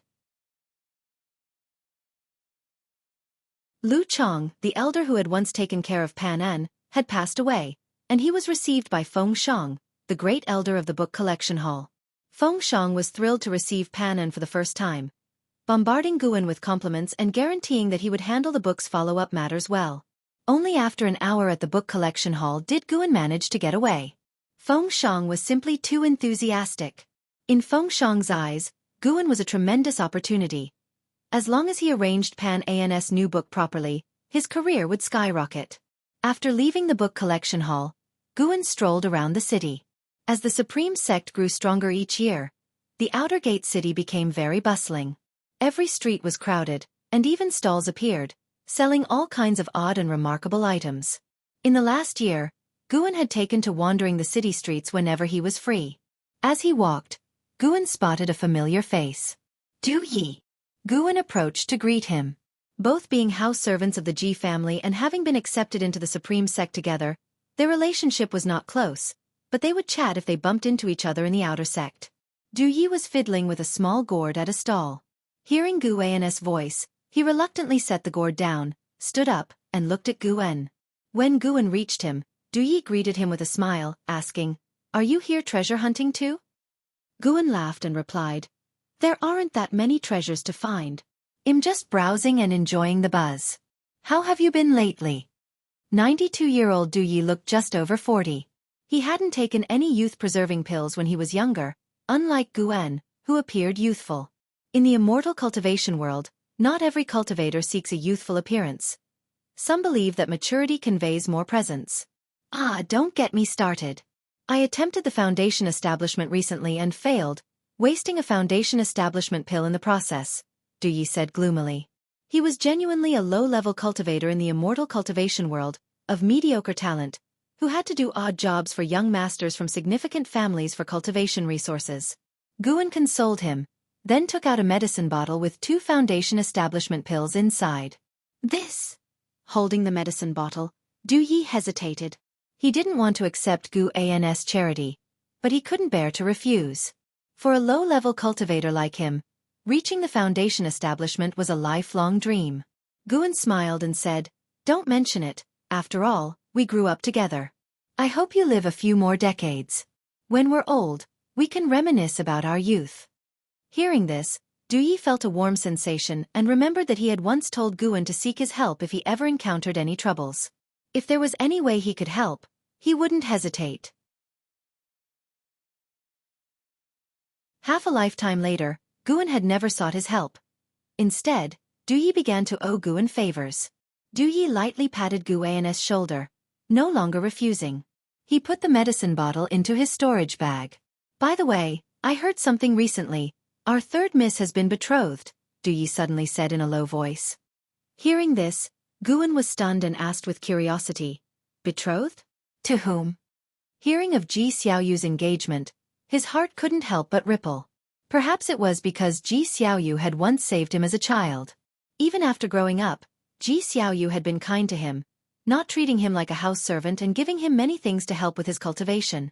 Could even such a girl of heavenly pride not escape an arranged marriage? Thinking of this, Guan felt quite emotional. Yi shook his head and said, How would I know? But it seems that only the engagement is set. There's no date for the wedding yet. I think the young master and the others are very happy, so the other party must be quite significant. That's a given. Being able to marry into the Ji family is beyond our imagination, Guan said with a laugh. The two of them chatted for a bit more, and then Guan bid farewell to Yi. He didn't go back to Medicine Valley but continued to wander around the city. The book collection hall acted quickly, and in less than a month, Shattering Void appeared in the book collection halls of various cities. Riding on the reputation accumulated from investiture of the gods and Supreme Immortal Venerable, Pan-An's new book caused a sensation as soon as it hit the shelves, sweeping through the Supreme Sect. A month later, the name Shattering Void had spread throughout the Taitsong Immortal Cultivation world and started reaching the other 8 dynasties. Lu Lingjun also bought the book, and as soon as she finished reading, she went straight to Guan. It's written quite well. The male protagonist harbors a great demon inside him that leads the way on his journey of immortal cultivation despite his mediocre talent. But, Lu Lingjun frowned as she spoke. What but? Asked Guan. Why is it called Shattering Void? She stared intently at Guan, as if trying to see through him. Guan responded with a puzzled look. Didn't you say that ascending is your pursuit in your homeland? Doesn't Shattering Void appeal to you? Hearing this, Lu Lingjun couldn't help but nod, saying, Indeed, it's very appealing. Then you should continue writing it well. She mocked herself internally. How could this kid have guessed that she was an ascender? Then they started discussing the book Shattering Void, and Lu Lingjun made many demands. Guan wasn't agreeable at first, but when she brought out a pile of heavenly materials and earthly treasures, he changed his tune, saying he would consider it. Lu Lingjun was amused by his greed. After Lu Lingjun left, he took out Daoist Xuanchuan and started to read. Shattering Void was only written because someone asked for it, but the classics that are truly worth appreciating are in Daoist Xuanchuan. With the release of Pan-An's book, the servant disciples of Mystic Valley and the Third Medicine Valley also began discussing it, and Pan-An's name proved to be more influential than Guan had imagined. Half a month later, when Guan returned to the Third Medicine Valley, he sensed LV Baitian's presence. Counting the days, it had been more than 10 years since he last saw him. Guan went to the attic to meet with the long-waiting LV Baitian. He closed the door of the room and then approached LV Baitian, raising his hand in salute. LV Baitian looked the same as he had many years ago. He gestured for Guan to sit down. After Guan took his seat, LV Baitian finally asked, What made you think of publishing a book recently? It was a spur-of-the-moment thing. Did you read it too? Replied Guan, I did. It's not as good as Investiture. That's true, Guan said sincerely. He believed that himself. LV Baitian changed the subject abruptly. Is Su Han your disciple?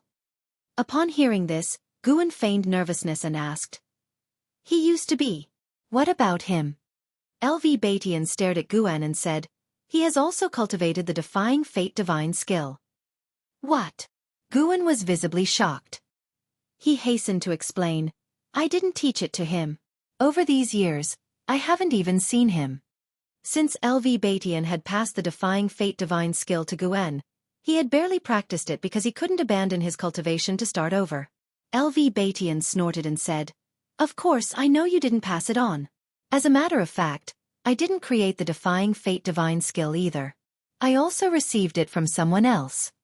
I can tell you directly that Defying Fate divine skill comes from the Ephemera sect. Now that Su Han has also learned it, it indicates that the remnants of the Ephemera sect have not been completely eradicated. Guan's eyes widened, displaying a look of disbelief. He thought of the 9 Nether 13 evil and the Ghost Mother of Ephemera. Could it be that they had approached Su-Han?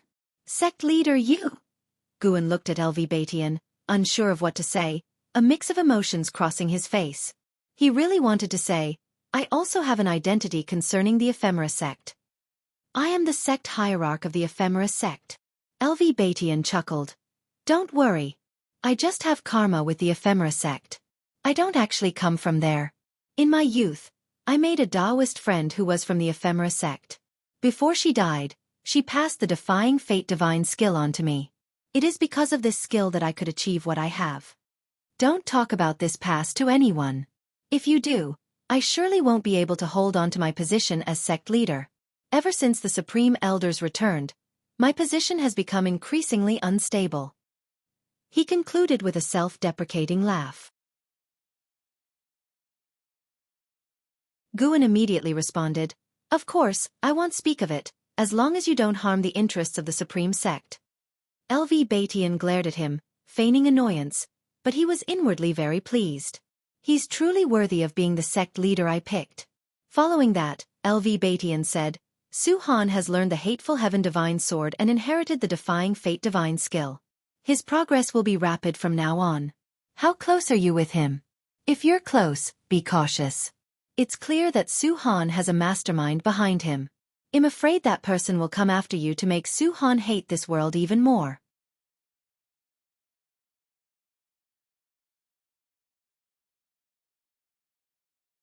Chapter 156 Innate Divine Skills Persecuting Me? Guan almost laughed. Whoever wanted to persecute him must have had a death wish. With his ability to foresee potential threats, he could detect anyone who harbored hostility towards his true self at the first moment. At least for now, no one bore him ill will. Guan usually acted kindly towards others, making it hard for anyone to hold a grudge against him. Apart from the Supreme Sect, not many people knew him. Faced with Batian's scrutiny, Guan frowned and pondered. I can't say for sure. I treated him quite well, but back when the Sword Sect was hunting him down, I advised him to abandon the Hateful Heaven Divine Sword. Maybe he holds some resentment towards me because of that. Batian nodded and said, Having some resentment is good. At least you won't become his weak point. But you should still pray he doesn't hate you. Otherwise, if he grows stronger, you'll be in trouble. His tone became teasing towards the end. Guan shrugged and said, I believe the Supreme Sect will protect me. If I encounter danger here, then there must be a serious issue with the Supreme Sect. You cheeky brat, you're mocking me, aren't you? Not at all. I trust you, sect leader, so please don't make fun of me. As a minor cultivator, I don't want to get involved in bigger troubles. Nothing to do with the Ephemera sect or the Hateful Heaven Divine Sword. I'd prefer it that way. Guan said helplessly. Seeing his expression, Batian suddenly felt ashamed, thinking he shouldn't have teased him. Guan didn't possess the cultivation level of the Unification Realm's 9th layer. Facing the threat of the Hateful Heaven Divine Sword, he must have been very afraid, but was just putting up a brave front. With that thought, Batian's face turned serious, and he said, As long as you stay within the Supreme Sect, nothing will happen to you. At least here, I can ensure your safety. Obviously, he was hinting at Guan about going to Tianya Valley. Although Batian didn't know where Tianya Valley was, he knew that Guan frequently left Mystic Valley, but he never asked about it. Batian started talking about Li Xiandao. The Taitsong dynasty's offensive was swift and fierce, opening no fewer than 5 battlefields in collaboration with the Great Yu dynasty. The neighboring dynasty was about to collapse. Batian indeed didn't like Li Xiandao, but he had to admit that Li Xiandao was very skilled in employing people, always managing to find geniuses or capable generals. From Guan's point of view, he hoped Li Xiandao could unify the 9 dynasties. Unity would better resist the demon disaster. After unification, order could be established, and the world would be peaceful for the right path. Peace in the world would also help him survive. For the lower-level cultivators, peace was also a good thing. There might be fewer opportunities, but how many lower-level cultivators could turn their fate with an opportunity? Cultivators who turned their fate with opportunities were far fewer than those who died in conflicts. The two talked for a long time, until evening, before Batian finally left. Guan couldn't help but feel that Batian had lost some of his sharpness from years ago. Star Master Cave. Guan, masked, appeared on a cliff, his divine sense sweeping over to see Enhao staying in a cave.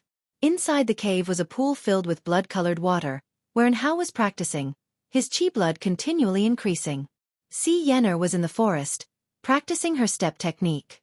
After spending 2 years in this grotto heaven, both Enhao and Si Yenner had received various inheritances, rapidly improving their skills.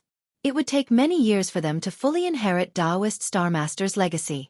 After all, Taoist Star Master was in the Mahayana realm, and his lifetime legacy was extremely vast. Even though Enhao had matchless talent, it would take a lot of time to absorb it all. Guan just glanced at them, then went to pick the celestial treasures in the forest. His aura was hidden, unnoticed by the spirit beasts within the grotto heaven. These Unification Realm spirit beasts were very gentle and had formed good relations with Enhao and Si Yenner, but to avoid unnecessary trouble, Guan still acted quietly. After an hour, Guan left, satisfied. This trip had gained him 50,000 years of lifespan.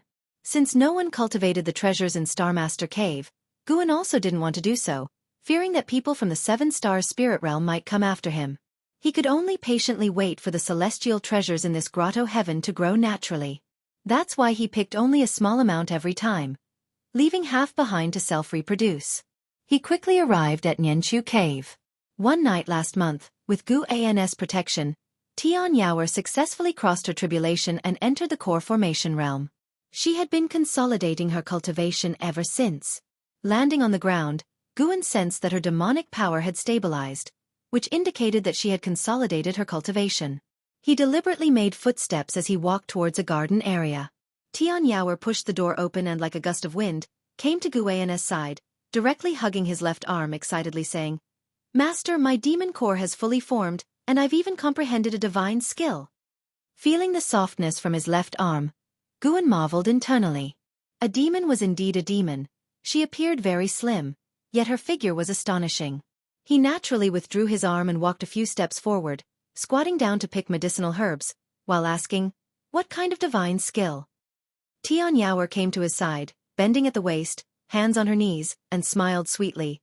"A transformation divine skill. I'm very powerful now." As soon as she finished speaking, a wave of demon energy spread from her body, covering her figure. Guan turned his head to look. As the demon energy dissipated, Tian Yaoer had transformed into his exact image, her aura indistinguishable from his, with no trace of demon energy. This surprised him. This divine skill was not bad.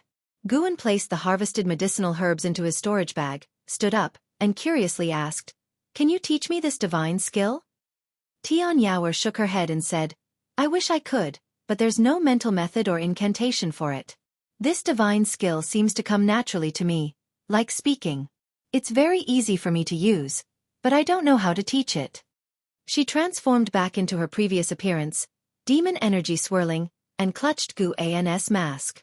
Guan took a step back, and Tian Yaoer in red, placed her hands on her hips and laughed proudly. "Master, how was it? Isn't my divine skill amazing?" Her bright eyes turned into 2 crescent moons with joy, making Guan unable to resist reaching out to pat her head, ruffling her hair. After praising Tian Yaoer a few times, Guan had her return to her cultivation. Guan rarely visited, so Tian Yaoer didn't want to cultivate and instead stayed by his side, chattering incessantly about trivial matters, like a crooked flower or bumping into a tree while practicing the limitless freedom step. She could only stay in Nianchu Cave, with no contact with other demon creatures, so if it were Guan, he wouldn't have so much to talk about. Guan didn't get annoyed. On the contrary, he listened attentively, occasionally responding, which made Tian Yaoer even happier. For a long while, Tian Yaoer followed Guan to a stone table, where he took out bottles of elixirs for her cultivation, instructing her on how to take them.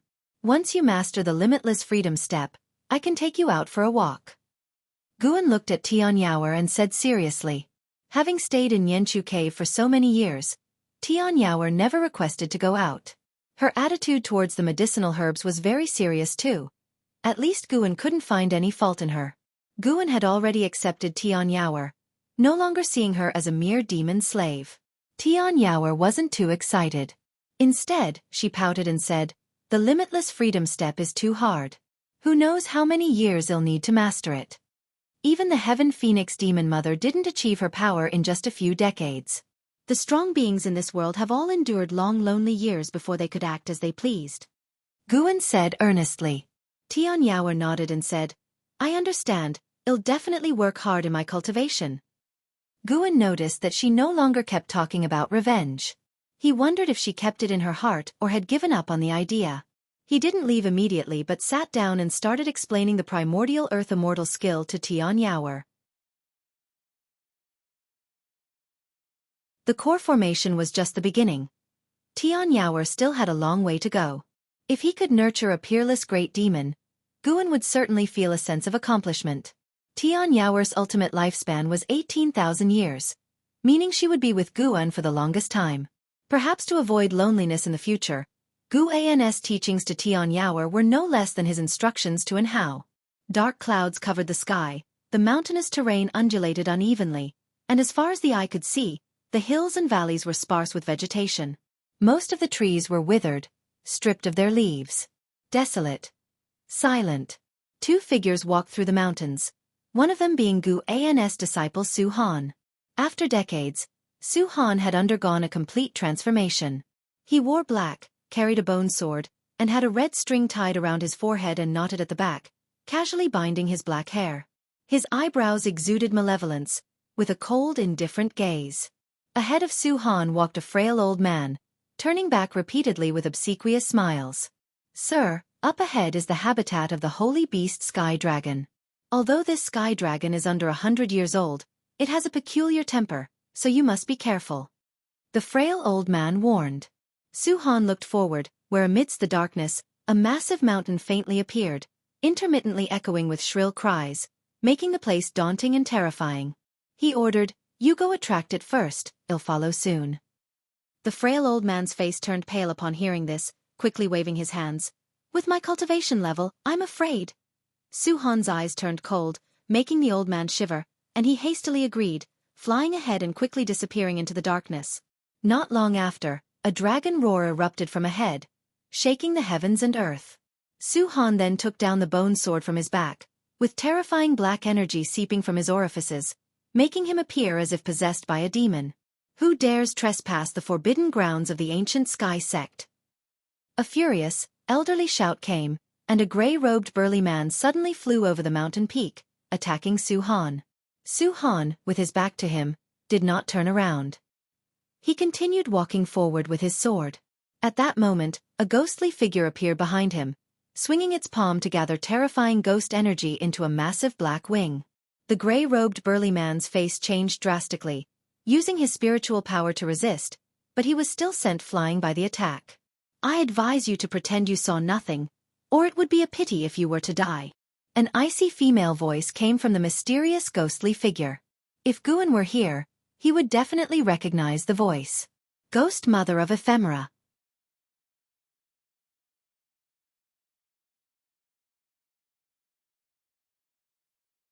Chapter 157 Different Paths.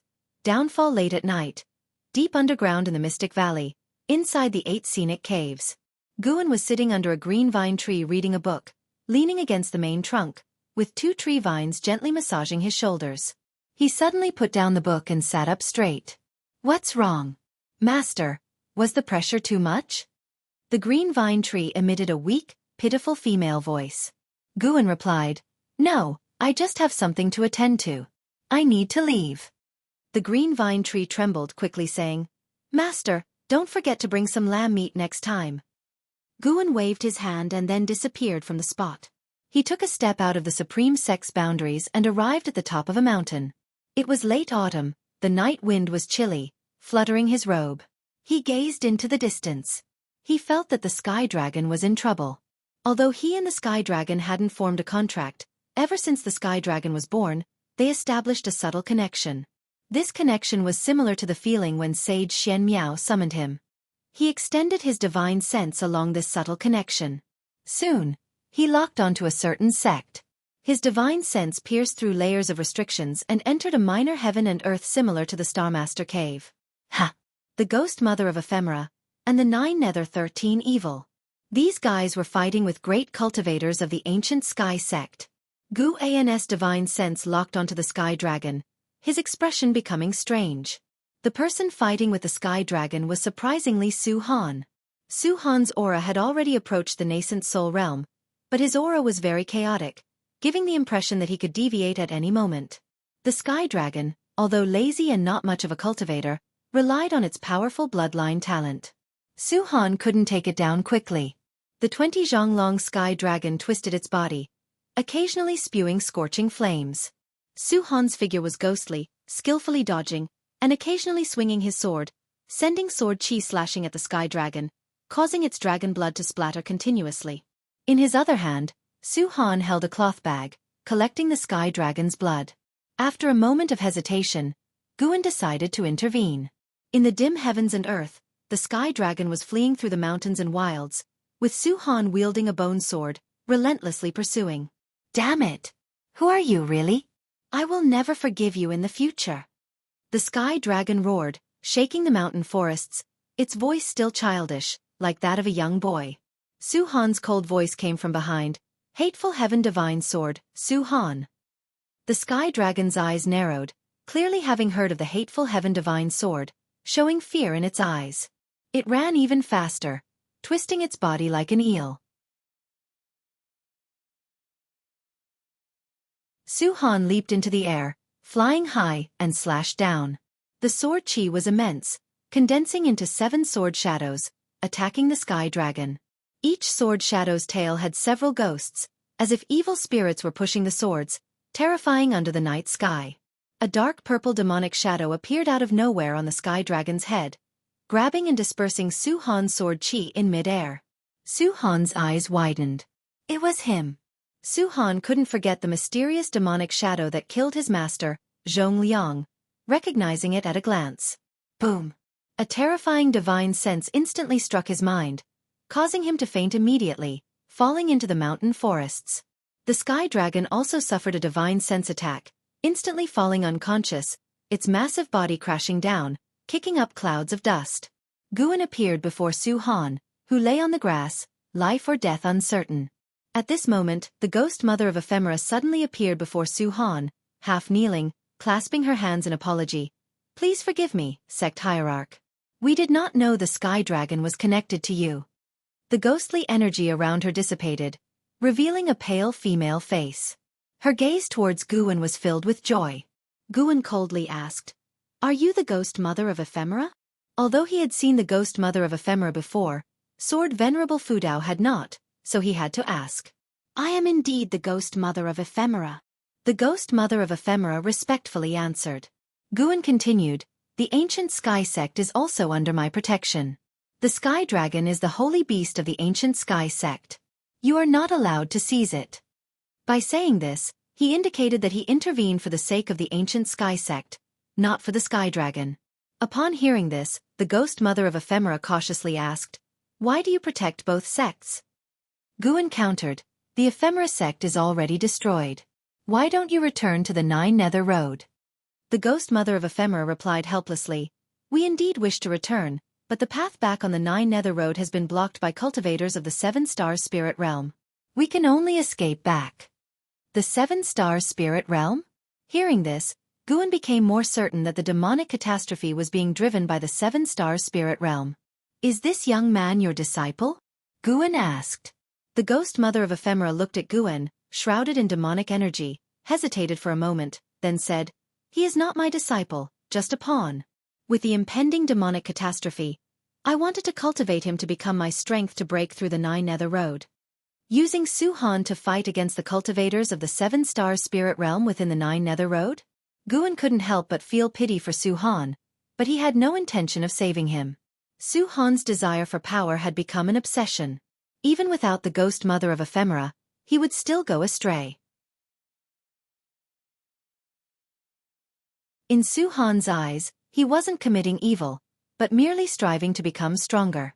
Guan didn't personally eliminate Su-Han because he had not heard of Su-Han slaughtering innocent civilians. Those who died at Su-Han's hands were indeed many, but they were all people with grudges against him. Most of them wanted to remove the hateful Heaven Divine Sword but were instead killed by him. The hateful Heaven Divine Sword was Su-Han's ancestral swordsmanship, So he and Guan were not true master and disciple. Guan merely provided him with some elixirs. Past ties of master and disciple had been severed.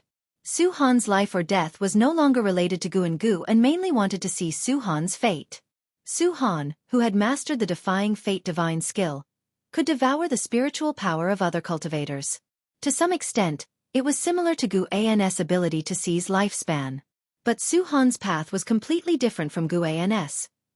Wherever this young man went, he fought, and his fierce reputation spread far and wide. The Ghost Mother of Ephemera revealed the effects of the defying fate divine skill, which were exactly the same as those known to Guan, with no exaggeration. From the Ghost Mother of Ephemera's perspective, she naturally didn't know Sword Venerable Fudao knew the defying fate divine skill, so she spoke frankly. Perhaps she genuinely wanted to make Guan the sect hierarch of the Ephemera sect. In the land we come from, the Ephemera sect has stood for tens of thousands of years.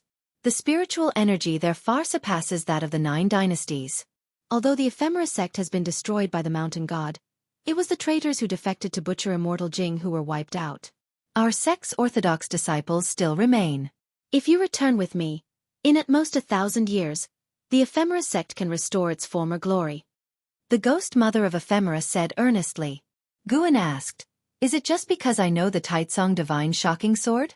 Aren't you afraid it'll sacrifice you all, like the actions of the Ephemera sect? Knowing the Taitsong divine shocking sword is one reason. I have stayed in the Supreme Sect for many years and learned about your deeds. Your ability to inscribe the words righteous path on the heavenly repair platform speaks to your character. If you are willing to lead the Ephemera sect, you can certainly guide it towards the right path. The Ephemera tree may be an evil entity, but the Ephemera sect was originally founded by subduing this tree to save lives and thus established its Taoist tradition. As she spoke, she raised her right hand, and a token appeared in her hand. This is the token of the sect hierarch of the Ephemera sect. The deceased hierarch had always been searching for this token, not knowing it was in my possession. This token can find all members of the Ephemera sect and locate the hidden inheritance of true disciples. Guan extended his hand, his divine sense entering the token. He sensed a powerful restriction, which could not be broken by anyone below the Mahayana realm. Of course, this restriction was formidable to others, but it was as if non-existent before him. As his divine sense entered the token, he felt as if he was overlooking the land. He saw a chaotic, dim world with only landforms, no flowers or living beings. Through the scenes within the token, he could see the positions of other Ephemera sect cultivators. Apart from this, the token had many other functions, with numerous restrictions that intrigued Guan. He retracted his divine sense and said, I'll temporarily hold on to this token. In the future, treat the token as though it's me. Upon hearing this, the Ghost Mother of Ephemera was overjoyed and quickly bowed to thank Guan Gu and then disappeared from the spot. The Ghost Mother of Ephemera immediately stood up and left with Su-han. As for the distant sky dragon, she dared not touch it again. Late autumn in the Mystic Valley. Guan watched his disciples sweep away the fallen leaves in various gardens while his divine sense was focused on the distance, observing the decisive battle between the Taitsong dynasty and the Hanlu dynasty. LV Xian and Wu Ju were also participating, showcasing their prowess. They were already close to reaching the Hanlu dynasty's imperial city. Guan's focus was mainly on Yi Yan. Yi Yan was also from the Mystic Valley and had been guided in spear techniques and body tempering methods by Luo Hun and Zhou Tongyu. After building his foundation, he joined the army. Decades had passed. Yi Yan was now a general of the Taitsong dynasty with illustrious military achievements. Although not yet in the core formation realm, his strength on the battlefield was formidable. After all, most soldiers were below the core formation realm. Those who reached it typically transcended the dynasty's constraints, seeking their own immortal path. Watching the battlefield, Guan felt like he was witnessing the investiture of the gods. Both sides had sex cultivators charging into battle, casting spells. The losing side would be overwhelmed by the army, retreating step by step. Just as he was engrossed, Zhen Qin flew over on her sword and landed beside Guan. She whispered, Master, senior brother Su-han has been wanted by the ancient sky sect. Guan nonchalantly said, I've told you, he's not your senior brother. Zhen Qin pouted, he might not be my senior brother to outsiders, but we grew up together. How can I completely sever ties with him? Telling me want help. What can I do? Master. I'm just feeling anxious and wanted to talk to you. Zhen Qin glared at him. Guan glanced at her, smiling. Don't worry about him. He survived many years of being hunted. Instead of worrying about him, you should worry about yourself. You seem to encounter more danger than him. He referred to the time Zhen Qin was saved by Sage Xian Miao from the law enforcement hall disciples. Although she didn't mention the existence of the mountain god, Yilan knew about her perilous experience and had informed Guan. Just as Zhen Qin was about to retort, she suddenly sensed something and took out her disciple token from her storage bag. Guan did the same, taking out his Valley Master token, and inserted his divine sense. Immediately, he heard the voice of Gu Zong. Supreme Elder Kusong investigated the demon land and unfortunately perished. In 3 days, all disciples must gather in the affiliated city to pay respect to the ancestor.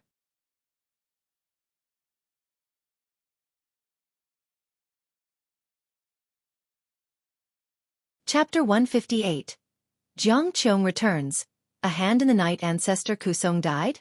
Guan heard Gu Zong's words and felt a bit dazed. Although he wasn't very close friends with ancestor Kusong, they had pleasant conversations whenever they were at the inner sect book collection hall. Hearing the news of ancestor Kusong's demise gave him an indescribable feeling. The Supreme Elder has fallen. If I recall correctly, ancestor Kusong was at the Mystic Heart Realm, right? Zhen Qin frowned and said. When the Ephemera sect attacked back then, ancestor Kusong fought against Venerable Qi Qian, spreading his Dao name throughout the Supreme Sect. He had become the second most renowned great cultivator in the Supreme Sect, only next to Sword Venerable Fu Dao. Even Zhen Qin, who had no interaction with ancestor Kusong, felt sad upon hearing his demise. Guan looked up to the sky. He saw dark clouds, indicating that a storm was about to come. Ancestor Kusong's death shocked the entire Supreme Sect, and the news quickly spread through the immortal cultivation world. 3 days later, Guan arrived at Inner Sect City as scheduled to attend ancestor Kusong's memorial service.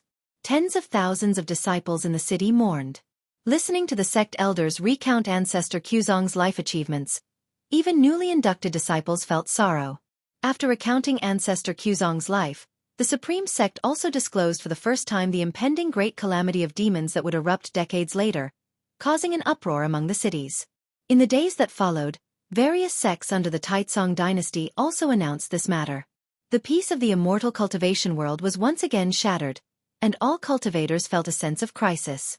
A mystic heart realm cultivator has already fallen. This calamity is far more terrifying than the previous ephemera sect turmoil. Autumn faded into winter. Winter snow gradually covered Mystic Valley. On this day, Guan waited early at the Mystic Valley Pavilion because he felt a familiar aura approaching. Late at night, a figure appeared outside Guan's window. Guan went to open the window and let the visitor in. It was a white-robed woman wearing a bamboo hat. After entering, she took off the hat and looked back at Guan, who was setting up a restriction. She smiled and asked, "Did you miss me, obedient disciple?" After finishing the restriction, Guan turned around and curiously asked, "Where have you been all these years? Are you all right?" He cast a lifespan detection spell on Jiang Qiong. Jiang Qiong, Nascent Soul Realm Level 6243/700/5490. 5,490 years of maximum lifespan. Guan remembered that Jiang Qiong's maximum lifespan was around 2,400 years. It seems there were great opportunities on the Nine Nether Road. Jiang Qiong smiled and said, "I went to a mysterious place and got great opportunities. How could your martial master not fare well?" Seeing Guan's concerned expression warmed Jiang Qiong's heart. Someone still thought of her in this world. Guan invited Jiang Qiong to sit down first and then started brewing tea. "Disciple, how have you been these years?" Jiang Qiong asked, her gaze sweeping over the room's decor. With his back to her, Guan replied, "As usual, growing flowers and herbs, reading books. Oh, and in the last Golden List tournament, I ranked among the top 500, thanks to the magic artifact bestowed by my sect seniors." Talking about the Golden List tournament, he felt proud and intentionally boasted to Jiang Qiong. In the past, Jiang Qiong might have been surprised, But after experiencing the ephemera sect turmoil and traveling the Nine Nether Road, her perspective had changed drastically. Facing Guan's boasting, she found it amusing while also feeling gratified. Seeing him living well made her happy. After Guan finished speaking, he carried some hot tea to the table. As he sat down, he poured tea while asking, "And you? Can you share a bit?" Jiang Qiong smiled and said, "I offended a significant figure and have to hide in the 8 scenic caves for a while. Are you sure you want to know?" Upon hearing this, Guan immediately shook his head and said, "Then forget it. If you need to hide, just hide. I certainly won't betray you." In the past, Jiang Qiong had taught him many things, and the 8 scenic caves belonged to her, so sheltering her was only natural. More importantly, Guan already knew who was hunting Jiang Qiong. Before going to the ancient sky sect, Guan detected Jiang Qiong's presence during a divine sense probe. He accepted the sect hierarch token from the ephemera sect to give it to Jiang Qiong later. Just in time, Jiang Qiong had ambitions. 2 great cultivators in the void-crossing realm were chasing Jiang Qiong, but they had lost her trail and were now wandering in the Great Yu dynasty. Hearing Guan's words, Jiang Qiong smiled, raised her hand, and produced a white jade bottle. She said, "The spirit juice inside is good stuff. Drink a mouthful each month, no more, to avoid chi blood disruption. This juice can enhance your root bone quality." "How can I take this?" "You should keep it for yourself. I've already consumed a lot. This is the leftover, and it no longer benefits me. You keep it, no refusals." With a stern face, Jiang Qiong said this. Hearing her words, Guan had no option but to accept. After chatting for an hour, they moved to the 8 scenic caves. Guan revealed that the green vine tree had developed spiritual wisdom, but Jiang Qiong was nonchalant, stating that the green vine tree in the Thousand Autumn Pavilion also had spiritual intelligence. Earlier, while in the pavilion, Guan had already messaged the green vine tree, instructing it on what could be said and what should be kept secret. Back in the 8 scenic caves, Jiang Qiong sensed the spiritual energy was denser than before, making her very pleased with Guan. "Disciple, the Thousand Autumn Pavilion has disbanded, and my kin have all perished. From now on, I will depend on you. You won't mind, will you?" Jiang Qiong rested her hand on Guan's shoulder with a smile. Guan stepped to the side and said, "Why would I mind? I even want to learn formations from you." He then went to the green vine tree and dug out the divine power collection of the Ji family, handing it to Jiang Qiong. Jiang Qiong had robbed this item during a banquet at the Ji family. It recorded the Heaven and Earth Path Gang divine skills. Guan had already mastered the Heaven and Earth Path Gang and upgraded it to Taoist Gang Primal Energy. Now, even if caught off guard, it would be hard for enemies of the same rank to kill him instantly. The Taoist Gang Primal Energy could autonomously protect his body. Looking at the divine power collection in her hands, Jiang Qiong felt mixed emotions. For some reason, her mood was quite complicated. Seeing her expression, Guan felt uneasy. "Don't tell me she's moved?" He immediately found an excuse and left. Watching his departing figure, Jiang Qiong sighed and thought, "This kid is really foolish. He didn't even research it thoroughly." She could sense that the restriction on the divine power collection was intact, so she assumed Guan hadn't touched it. Such foolishness would surely lead to trouble someday. She needed to teach him. Jiang Qiong's return didn't change Guan's life. Every 7 days, he would visit the 8 scenic caves, bringing along various medicinal herbs for her, asking her not to pick any, leaving that task to him. Jiang Qiong, aware of his habits, behaved accordingly upon returning to the 8 scenic caves. Since Guan had prepared the herbs, why should she bother? Due to Ancestor Quzong's death, the atmosphere in the Supreme Sect was colder than in previous winters. At the year's end, a major event occurred. The Hanlu dynasty surrendered. Thus, the Taizong dynasty annexed the Hanlu dynasty, breaking the millennial 9 dynasty balance. Li Zuando's prestige soared, with even the outer sect of the Supreme Sect discussing him. If he truly united the world, his name would be engraved in history. Guan heard in the outer sect that Li Xiandao had begun deploying troops against the Wuzhen dynasty. This time, there were no public objections, but rather praises for Li Xiandao. Rumor had it that the Tianwei dynasty in the distant land also waged war, with the current emperor harboring ambitions no less than Li Zuando's. Significantly, Ancestor Xingyan's death hadn't spread, and Tianwei made no inquiries with the supreme sect about Xizong's death, clearly determined to swallow this loss. These matters were irrelevant to Guan. He simply listened for entertainment. With the new year, Yilan and Zhenqin came to spend the festival with Guan.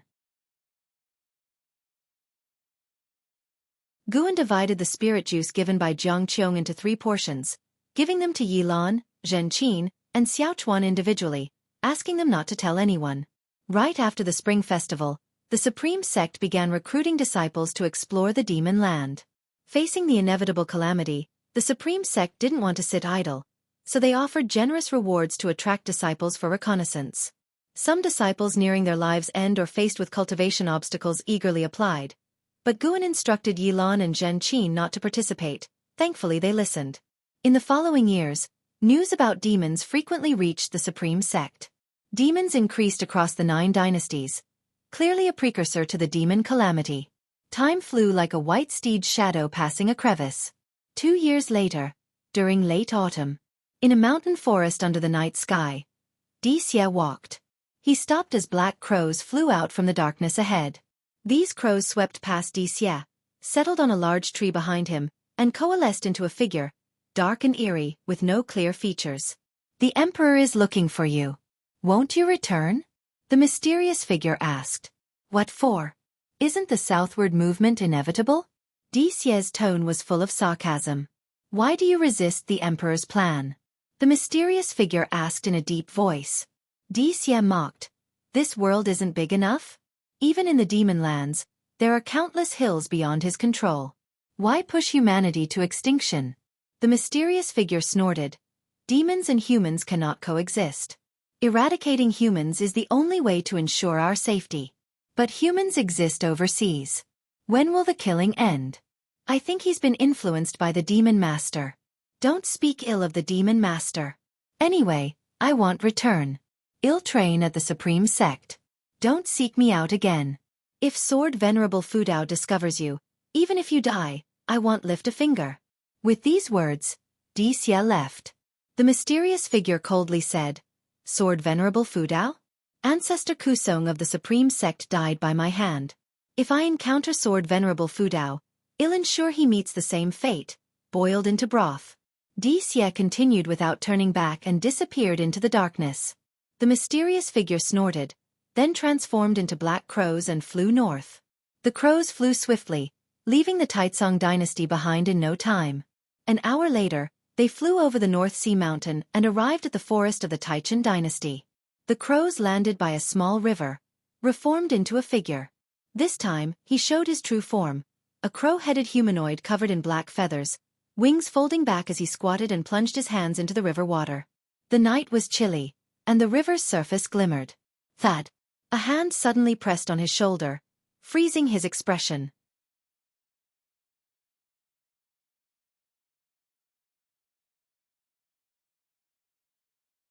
Chapter 159 Demon Clan's Momentum.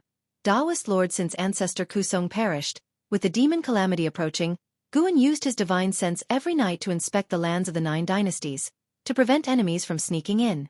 That night, he happened to see Xie leaving the Supreme Sect, so he used his divine sense to follow, and then saw Xie meeting a demon. When Guan heard the demon say it was he who killed Ancestor Kusong, Guan was filled with killing intent. He must avenge Ancestor Kusong. After all, Ancestor Kusong counted as an ancient friend of Guan. He didn't make a move directly but waited until the demon left the Taizong dynasty before acting. The Black Crow demon envoy stopped by the riverside, intending to rest and infuse his demonic power into the river, marking this land through the water. Before his demonic power could probe into the river, a hand fell on his shoulder. He had never experienced such a thing. Even in the demon land, no demon could approach him silently. He instinctively wanted to evade, but an unimaginable pressure pinned him down, rendering him immobile. Terror showed on his crow-like face. He glanced sideways, barely seeing a shadowy figure. Guan originally wanted to mock him, but seeing he was already scared half to death, it felt pointless. He then used his divine sense to assault his soul. Soul-capturing skill. The night was silent, with only the faint sound of flowing river water echoing. The moon set, the sun rose, the brilliant sun climbed from behind the eastern mountains, its rays piercing the sky, shining on Guan and the Black Crow Demon. Under the sunlight, Guan, exhibiting his 9 extremes yin-yang body, appeared ghostly, while the Black Crow Demon in front of him had turned white-eyed, his body twitching slightly. After 2 full hours, Guan retracted his divine sense, then removed the storage bag and storage ring from the Black Crow Demon, and used Tai Ching True Fire to burn his flesh body. A few heartbeats later, the Black Crow Demon perished, his soul disintegrated, leaving only the demon core and mystic heart, which Guan collected into his storage bag. You successfully seized 380 years of lifespan from the Black Crow Demon Envoy, 8th layer of Mystic Heart Realm. Guan then disappeared from the scene. At noon, in the 3rd Medicine Valley, Guan walked down from the transmission array platform, heading towards the distant gardens. Along the way, the servant disciples he encountered greeted him warmly and saluted him. Now, the number of servant disciples in the 3rd Medicine Valley had reached 400.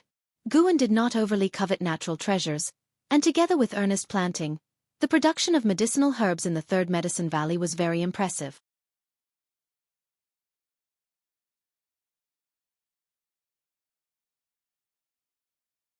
The tree was already 2 zhang tall, its leaves crimson, with long vines growing from it, making it look like a tree ablaze with flames. This was a 7th-tier spirit tree, the sun-nurturing tree, which Guan had moved from the Starmaster Cave. It was considered a sapling, for the sun-nurturing trees in the Starmaster Cave were 1,000 zhang tall, bearing sun-nurturing fruits that could enhance qi and blood, and even the perception of fire-attributed spiritual energy. After finishing the planting, Guan satisfactorily inspected the sun-nurturing tree. He turned and patted Tianyao's forehead, snapping her out of her daze. "Come, I'll teach you a demon spell." Upon hearing Guan's words, Tianyao immediately became excited and hurriedly followed him. Guan had obtained many spells and cultivation techniques from the memories of the Black Crow Demon Envoy. He intended to teach Tianyao the Black Crow Demon Envoy's spell to transform into a flock of black crows. It had to be said, Tianyao's aptitude and comprehension were very high. After an hour, she could already transform into several fire crows. That's right, fire crows, not black crows. Flame-imbued crows made Guan suspect even more that she had the phoenix bloodline. The most important aspect of this spell was not the transformation, but the flight speed. Tianyao would need to spend a lot of time to master it fully. Watching her practice the spell, Guan's thoughts wandered. Demon Emperors, Demon Masters, 72 routes of Great Demon Kings, and the soon-to-be-revived Demon Ancestor. Even Guan, who had reached the 9th layer of the Nirvana realm, felt the pressure. The lowest cultivation level of the 72 routes of Great Demon Kings was the Mystic Heart realm, with the top 3 Great Demon Kings having stepped into the Mahayana realm. This was why the Ephemera sect did not dare to set foot in the Demon Land. And the reason the Demon Clan did not head south was not out of fear of the 9 dynasties but rather waiting for the revival of the Demon Ancestor, who would need a large amount of flesh and blood to restore his body. The people of the 9 dynasties were the food designated by the Demon Emperor. Of course, there were also mysterious great cultivators protecting the 9 dynasties. 2,000 years ago, a mysterious Mahayana cultivator heavily injured the Demon Emperor during his southern invasion, nearly causing his death. However, that great cultivator had already headed south across the sea, a fact discovered by the Black Crow Demon Envoy subordinates, who then informed the Demon Emperor.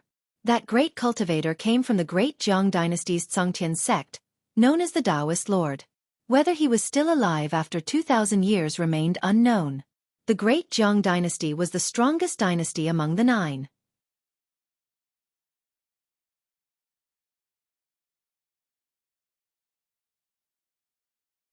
He had no objections to An Hao and Si Yener marrying because he had long seen the budding feelings between the two.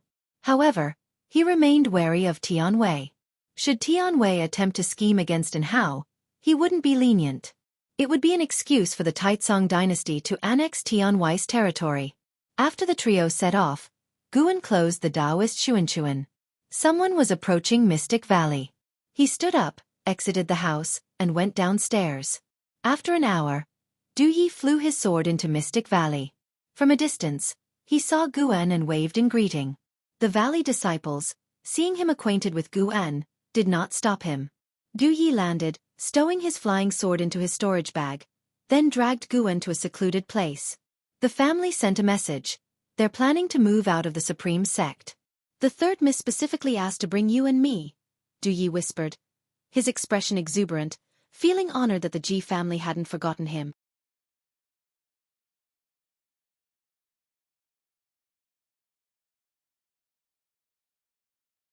Chapter 160 You Are Not Strong Enough Relocate from Supreme Sect? Guan was stunned. He didn't expect that Du Yi had come to him regarding this matter. How could he leave Supreme Sect? His foundation was still here. Moreover, where could the Ji family go if they left Supreme Sect? Guan frowned and asked, why do they want to relocate? Du Yi replied, it seems to be related to the demonic calamity. The family has already found a place to avoid the calamity. No matter what, the family is willing to take both of us. We should be grateful. Get prepared. The exact time of departure hasn't been decided yet, but when it's time to leave, don't delay. Guan shook his head and said, I can't leave. Tell the family, thank you for your kind intention, but I plan to stay and live or die with Supreme Sect. As soon as he said this, Du Yi was stunned. His brows immediately knitted tightly. He said in a deep voice, Guan, don't forget where you and I come from. Sorry, the Ji family's nurturing grace. I've repaid over the years with medicinal herbs. But the kindness of Supreme Sect, I still can't repay. I can't leave, you go ahead. I will stay. Guan said seriously. Du Yi was furious, wanting to teach Guan a lesson, but he was afraid that other servant disciples would hear. There's still time. Think it over. When the demons invade Taizong Dynasty, you won't be able to hide even if you want to. Du Yi threw down those words and left in a huff. He came quickly and left quickly, but when he departed, there was no smile on his face.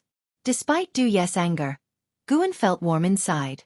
At least it showed that Du Yi cared about him. Otherwise, he wouldn't bother about his life or death. However, he really couldn't leave Supreme Sect. If Supreme Sect couldn't survive the demonic calamity, it wouldn't be too late for him to escape then. With Guan's cultivation level, if he really wanted to escape, who could stop him? It wasn't until nightfall that Guan entered the 8 scenic caves. Jiang Qiong was meditating under the green vine tree, training. In front of her stood a great cauldron, with a fire under the cauldron still burning. Feeling Guan's presence, Jiang Qiong asked nonchalantly, why are you here? Didn't you come just a couple of days ago? Guan approached the great cauldron, looking at the medicinal soup inside as he said, today, someone from the Ji family came to see me. They said they're preparing to withdraw from Supreme Sect and told me to get ready. Hearing this, Jiang Qiong opened her eyes, her beautiful brows furrowing. She asked, are you going to leave? If Guan were to leave, a new disciple from Supreme Sect would surely take over Mystic Valley, which wouldn't be good for her. There was also a trace of unexplainable annoyance in her heart. I'm not leaving. I refused. I'm just puzzled about where the Ji family can go to avoid the demonic calamity, Guan sighed. He had come to ask Jiang Qiong about this, thinking she might know. Jiang Qiong sneered, they must be hiding in the 7-star spirit realm. That 7-star spirit realm is a holy land. Even demons dare not invade it. I heard that the Ji family plans to marry Ji Xiaoyu to a genius in the 7-star spirit realm. It seems to be true. The Ji family has indeed climbed high. So it was the 7-star spirit realm. Guan looked at Jiang Qiong and asked with a frown, is the 7-star spirit realm very powerful? Of course, it is powerful. On this land, dynasties change, and races constantly engage in wars, but only the 7-star spirit realm has always existed. You tell me, are they powerful? In a sense, the 7-star spirit realm is the true ruler of this land. Those who pursued me were cultivators from the 7-star spirit realm because I got to the opportunity they wanted first, Jiang Qiong sneered. Listening to her, Guan wanted to say that if she, a nascent soul cultivator, could snatch opportunities from the cultivators of the 7-star spirit realm, then it showed that the 7-star spirit realm wasn't that powerful. Jiang Qiong seemed to see through his thoughts and said, the foundation of the 7-star spirit realm is very strong. It should have a great heaven and earth no less vast than the 9 dynasties. The families inside are numerous, and their disciples are many. The ones I encountered on the 9 Nether Road were a group of young disciples out on a training mission. Those guys were all under 100 years old but had nascent soul cultivation. The 7-star spirit realm is indeed terrifying. She showed a look of awe. Even though she was hunted by them, she had no thought of revenge because the difference in strength was too great. A great heaven and earth no less vast than the 9 dynasties? Guan grew more curious about the 7-star spirit realm. No wonder the 7-star spirit realm didn't intervene in the racial conflicts on the mainland. Even if the human race on the ground was wiped out, there would still be a continuation of human lineage. Later, Guan asked a few more questions. Jiang Qiong told him everything she knew. The more he learned, the more apprehensive he became of the 7-star spirit realm. His intuition told him that after the demonic calamity, the 7-star spirit realm might cause the next disaster. But Guan wasn't anxious. His strategy was to act only when he was absolutely sure. If he could fight, he would fight. If not, he'd retreat and live to fight another day. Your third miss is engaged to the 7-star spirit realm. Are you happy or unhappy? Jiang Qiong suddenly asked teasingly. Guan casually replied, third miss is a girl of heavenly pride. Naturally, she would marry a boy of heavenly pride. I'd certainly be happy for her. Really? Not a bit of regret in your heart? Jiang Qiong asked with a smile. Guan raised his eyebrows and shrugged, saying, indeed I have regrets. Actually, I admire the third Mississippi. But, alas, my talent is mediocre, and I don't qualify to pursue her. Since I cannot have her, I can only console myself by wishing her well. Jiang Qiong's smile faded. She snorted coldly and said, you do see it clearly. Correct, if status and talent don't match, affection will only harm you. Keep it up. Don't let your heart be easily moved again. Guan nodded and said, I don't need to be moved. There are plenty of female disciples in the valley. Oh, is that why you don't like to cultivate? I mean, if I want to find a Taoist friend, it's not hard, but I don't want to. That sounds better. Martial Master has lived longer than you, and Taoist friends are unreliable. How many Taoist friends abandon each other in moments of life and death? How many schemed against their partners for personal gain? Martial Master hopes you won't have feelings for anyone lightly. Be more cautious. Martial Master is looking out for you. Did you ever have a Taoist friend? If I did, I would have died long ago. Jiang Qiong began to preach earnestly to Guan, in return, asked questions sarcastically. After more than an ancient hour, Guan finally left. Watching Guan's retreating back, Jiang Qiong thought to herself, this lad didn't even call me Martial Master. His mind is a bit wild. The tail end of summer eventually slipped away, and another autumn arrived. Guan came to Tianya Valley and noticed that there was one more person in the valley. Since LV Xian and Yi Lu Yun left, the valley only had Luo Han and 3 monkey demons for company. Because of this, Guan brought lots of books for Luo Han, even a chess set. Actually, even without these, Luo Han wouldn't feel bored, since he was a cultivator. But because Guan brought them, it was easier for him to get distracted. He often cursed Guan for being sinister, but he couldn't refuse, as Taoist Xunchen's writings were indeed compelling. Guan walked down from the hillside, looking at the figure standing in front of the wooden fence from afar.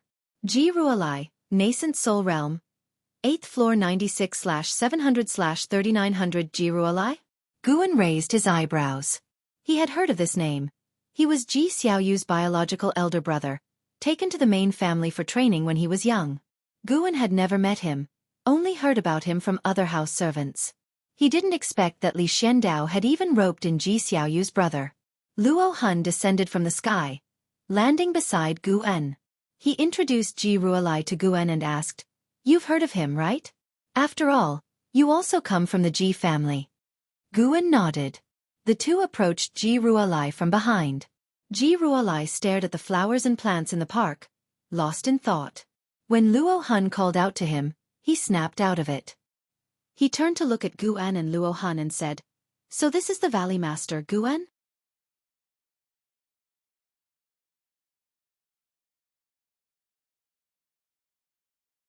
The fundamental reason they pursue you is that you're not strong enough. They think they can kill you.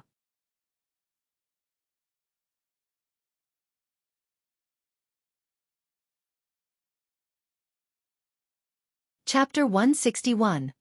The Mahayana Demon Attacks, The Only Way Out. Hearing the words of the ghost mother of Ephemera, Su Han remained silent.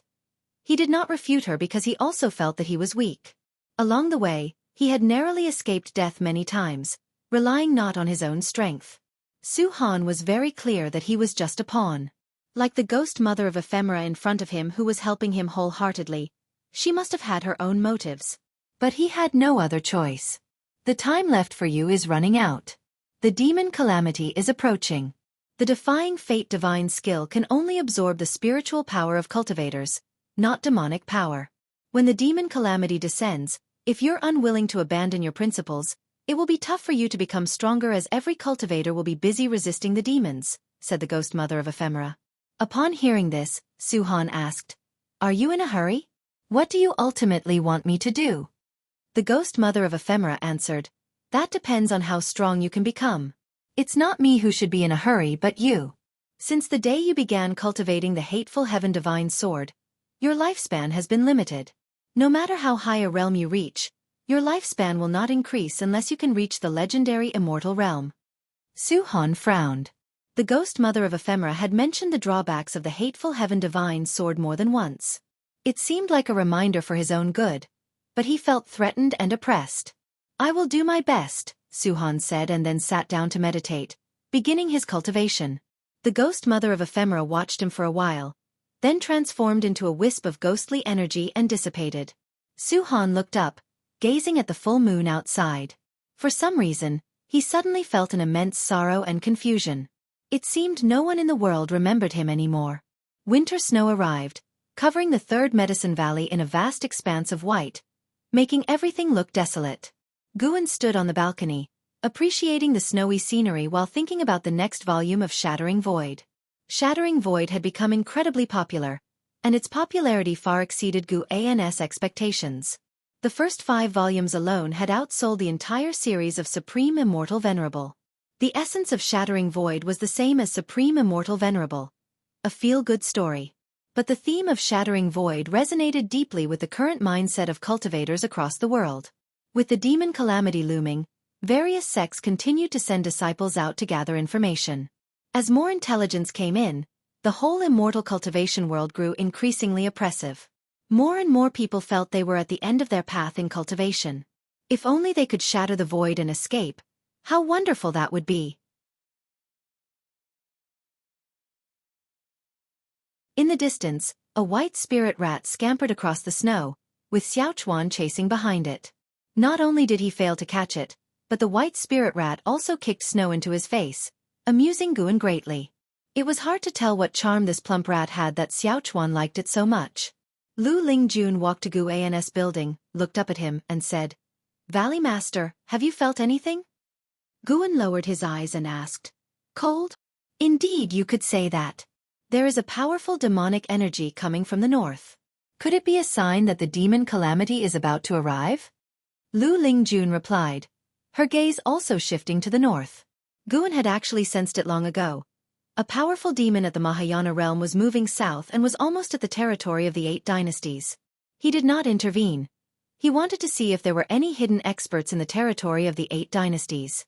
When the demon calamity erupted, he couldn't rely on his strength alone to turn the tide.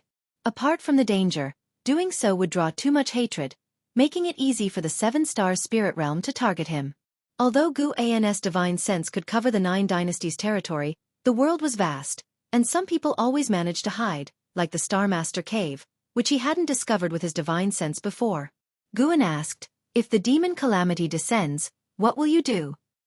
Lu Lingjun replied, "Naturally, I will fight alongside the Supreme Sect, but if we are overpowered and see no hope, I will head south to seek an immortal fate." Having ascended for so many years, she had a deep understanding of this world. Since ancient times, when great cultivators hit bottlenecks, they would venture south.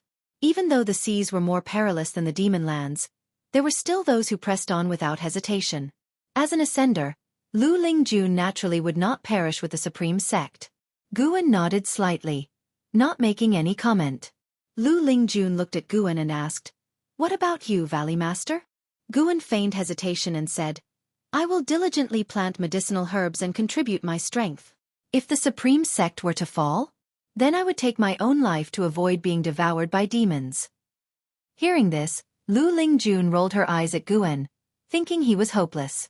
Guan chuckled and didn't continue the topic to prevent panic among the other servant disciples. However, how would the immortal cultivation world deal with the impending Mahayana realm demon? The snow kept falling incessantly as if it wanted to bury the world. Night fell. Guan arrived at Nianchu Cave in Heavenly Phoenix Mountain.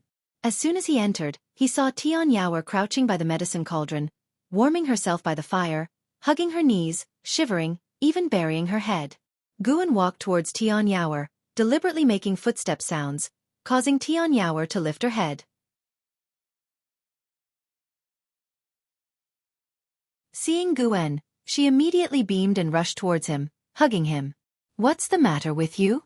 Seeing that she was really frightened, Guan did not push her away but asked concernedly. Tian Yaoer buried her head in Guan's chest and whispered, "I'm scared.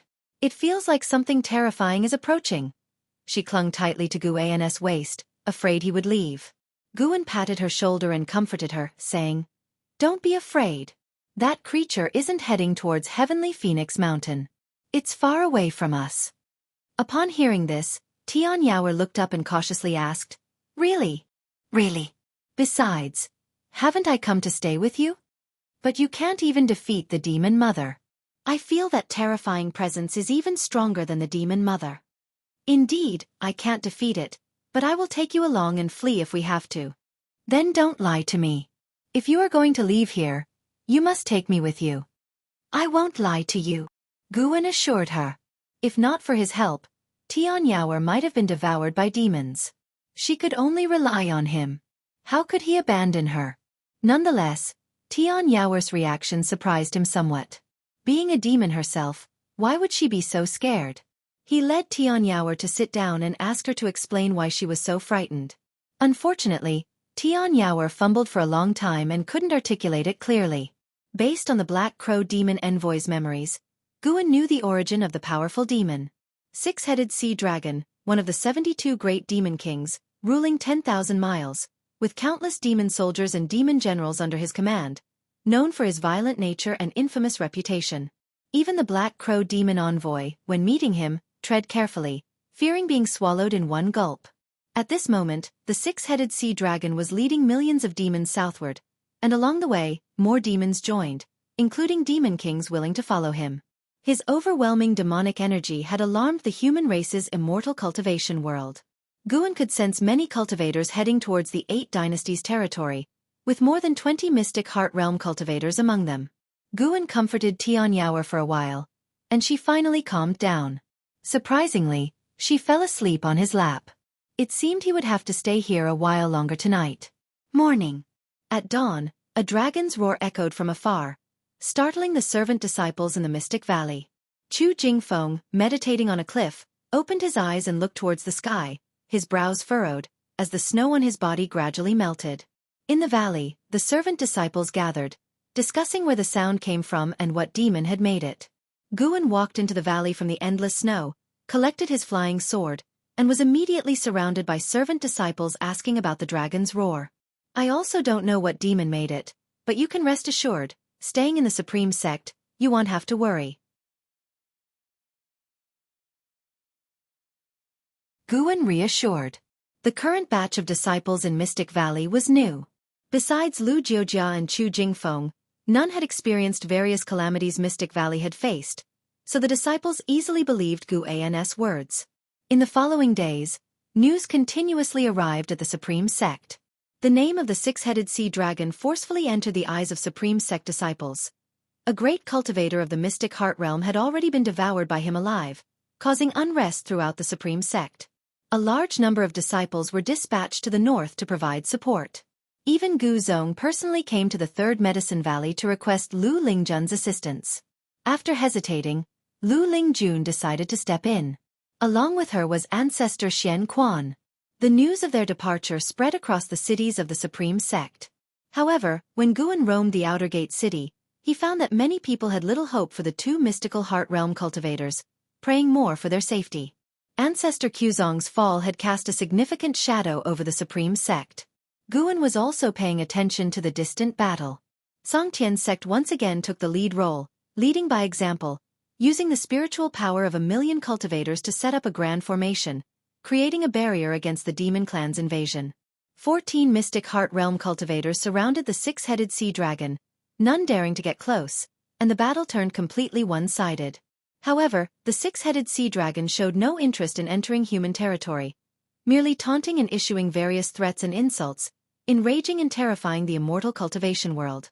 It seemed like the six-headed sea dragon was testing the 8 dynasties' territory. Perhaps fearing the Taoist lord of Tsongtian's sect, or possibly wary of the mountain god. Early the next morning, Lu Lingjun and ancestor Xian Quan joined the war. Guan watched throughout, to prevent their deaths. Facing the powerful six-headed sea dragon, Lu Lingjun and Xian Quan were soon defeated and fled back to the human territory to recover their injuries. Guan felt that Lu Lingjun was purposely underperforming, intentionally getting injured, and then retreating. Perhaps she too believed that fighting to the death was a real possibility of dying. The less the six-headed sea dragon invaded human territory, the more Guan suspected there was a stronger demon behind him. Di Xie's father, the Demon Emperor. That Demon Emperor ruled over the demons and monsters of the Demon Land. Perhaps this was a test he arranged. Several days later, Guan arrived at the Outer Gate City, witnessing a complex scene. He saw the vast heavenly repair stone with tens of thousands of disciples meditating on it. Gu Zong even sat under the words, righteous path, forcing those meditating on sword enlightenment to leave the platform. Di Xie had come down. Seeing Guan, he approached and sighed. The Northern Territory is in crisis. The sect is pleading for Sword Venerable Fudeo's assistance. Guan worriedly asked. A great cultivator of the mystic heart realm has already fallen. Would relying solely on Sword Venerable Fudao be enough? Di Xie sighed. Maybe not, but what else can we do? Being a demon himself, he understood the strength of the demon land deeply. With a compassionate tone, he said, this calamity is inevitable. Perhaps the sea is the only way.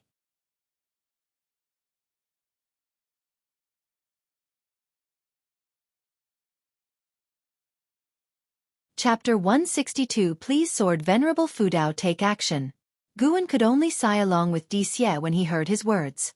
Escape to the ocean? What a joke. Guan didn't know what was on Di Xie's mind, but he felt that after the extermination of the 8 dynasties' human race, the next to suffer would be the demons.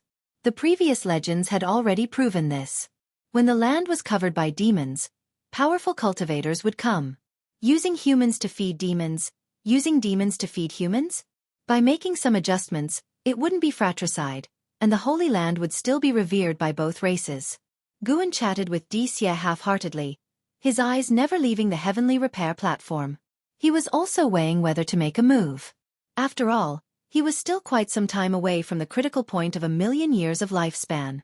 If he broke through now, he would certainly break through to a higher realm, but he wanted to unlock the next lifespan function even more. He feared that his intervention might accelerate the process of the Great Demon Calamity. The Great Jiang Dynasty, here in the northernmost part of the 8 dynasties, was a land of towering mountains and precipitous ridges, full of world-renowned wonders. Backed by the Demon Land, the survival environment for the cultivators of the Great Jiang Dynasty was more difficult, which was why it had produced the strongest dynasty. In the Northern Territory, where mountains overlapped and heavy snow covered the sky, the majestic snow mist made the mountains appear as the ridges of a true dragon, grand and spectacular, and almost like a wall created by heaven, separating the world into 2 halves. On one of the mountains, Lu Lingjun sat cross-legged on a giant boulder. The spiritual power emanating from her kept the surrounding snow mist at bay, forming wisps of white smoke rising into the air. She slowly opened her eyes, gazing towards the horizon. In the front, the mountains still undulated, and there was a faint firelight at the end of the world, which the flying snow could not completely obscure. Strong winds occasionally blew towards Lu Lingjun. The terrifying demon energy of the 6-headed sea dragon enveloped the entire world, making even Lu Lingjun and the White Spirit Demon Emperor on her shoulder uneasy. What is he waiting for? The White Spirit Demon Emperor asked in a low voice. Lu Lingjun remained calm and replied, it might have something to do with the mountain god. After all, a Mahayana cultivator died at the hands of the mountain god. Will the mountain god take action? There are many more demons in the north. This calamity is far beyond what the ephemera sect can compare to. No matter how you look at it, the human race is doomed, the White Spirit Demon Emperor muttered. As a demon itself, it naturally would not side with the human race. It hoped Lu Lingjun would leave this troubled place. Lu Lingjun remained silent, looking into the distance, her thoughts unknown. The White Spirit Demon Emperor couldn't help but urge, "Lingjun, why not head south? Perhaps the ocean isn't as dangerous." Lu Lingjun wistfully said, "Do you remember when the Supreme Sex Cultivators protected me during my breakthrough?" Upon hearing this, the White Spirit Demon Emperor opened its mouth but finally said nothing. It understood Lu Lingjun too well. If Lu Lingjun wasn't so sentimental, would it have followed her? The White Spirit Demon Emperor's snake head lowered, and it said sullenly, "Then let's see how powerful the mountain god is. By the way, the Supreme Sect still has a sword Venerable Fudao. He should take action." Screech, a piercing dragon roar echoed through the sky. Snow mixed with a fishy wind rushed forward, and the mountains beneath Lu Lingjun trembled. 10,000 miles away. War was raging, the land was charred, lava flowed among the scorched earth, firelight floated between heaven and earth, and mountains were flattened, leaving behind giant holes in the remaining peaks. Numerous cultivators hovered in the sky, with various grand formations spanning the heavens. The land was divided into two by an abyssal rift, with human race cultivators casting spells on one side and demons and ghosts crammed along the cliff edge on the other, their faces twisted in ferocity, their roars and howls turning the land into a hellscape. A terrifying giant demon stood behind the endless hordes of demons, his towering body cloaked in black armor, with sharp fangs on his shoulder guards resembling mountain peaks, and heads hanging from his belt, all of them great demons' heads. His body was humanoid, soaring 1,000 feet high, with his neck reaching into the clouds, and 6 sea dragon heads looming amidst the cloud cover, with pairs of blood-red eyes seemingly peering from the abyss, instilling terror amongst those who saw them. He was the 6-headed sea dragon, a peerless great demon, fearsome across the demon land.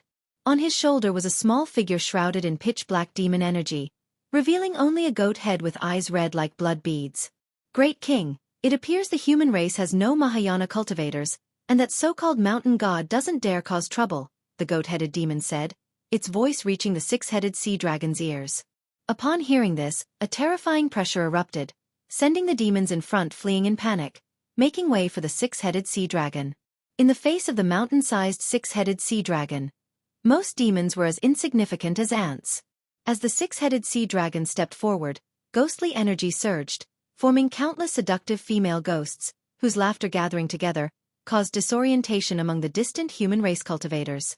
The 6-headed sea dragon is coming.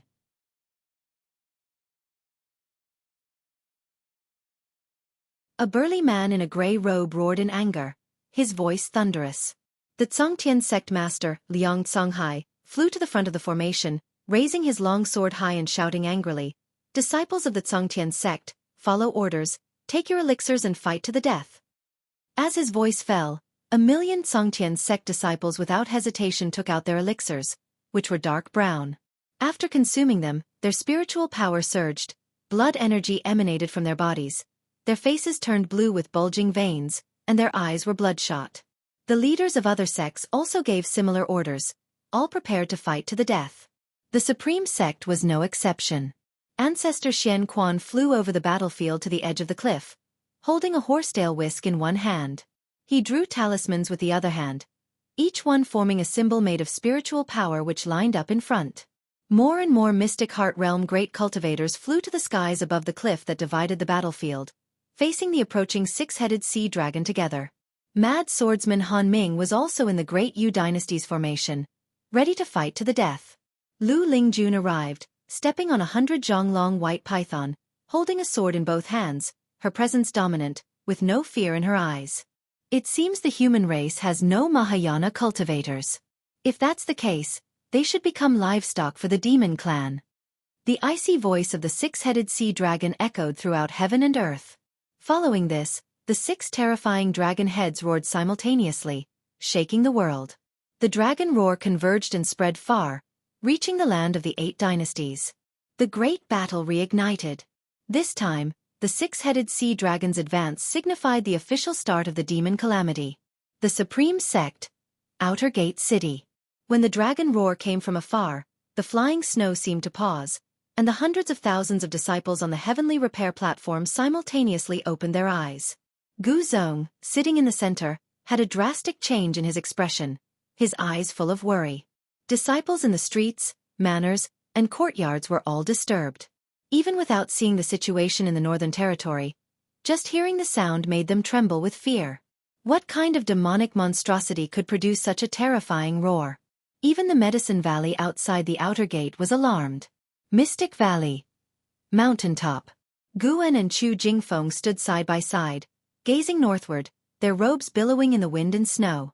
Chu Jingfeng frowned upon hearing the dragon roar of the six-headed sea dragon and asked, "Valley Master, do you think the Supreme Sect can survive this calamity this time?"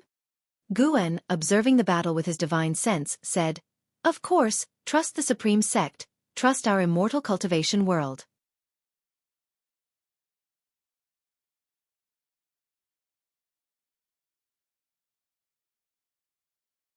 All the swords were trembling, and they felt a mighty sword intent enveloping them. Could it be? The Supreme Sect cultivators' hearts filled with a daring speculation.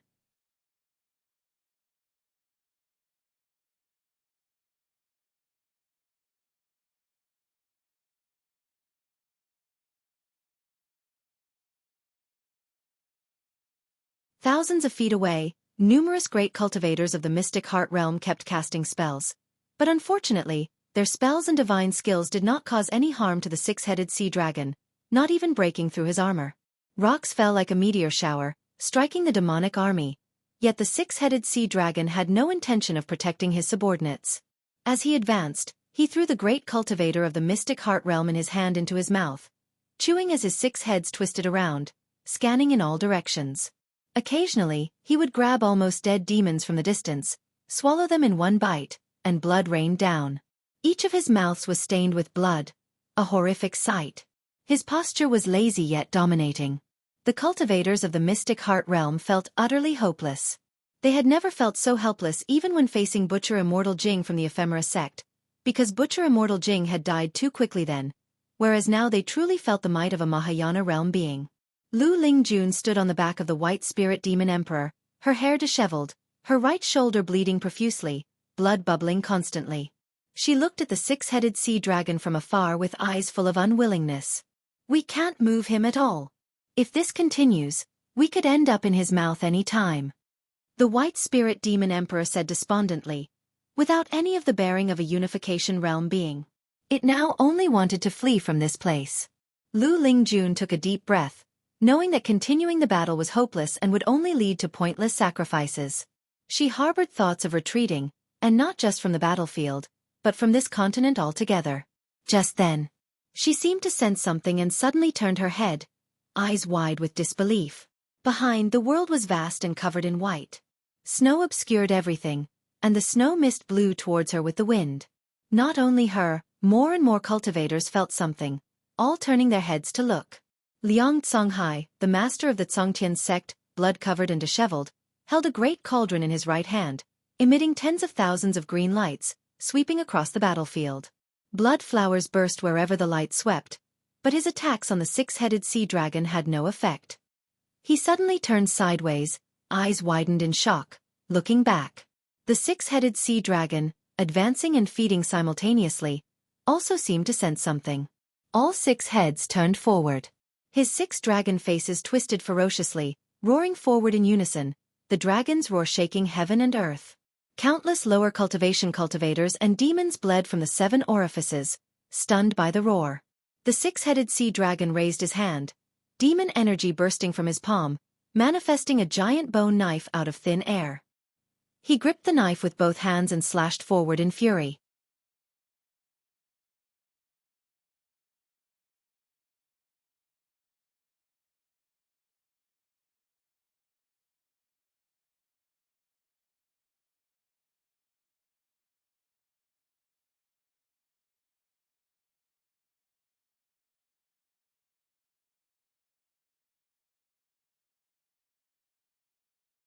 Next to the stone table, Guan and Tian Yaoer began roasting lamb legs, chatting and laughing.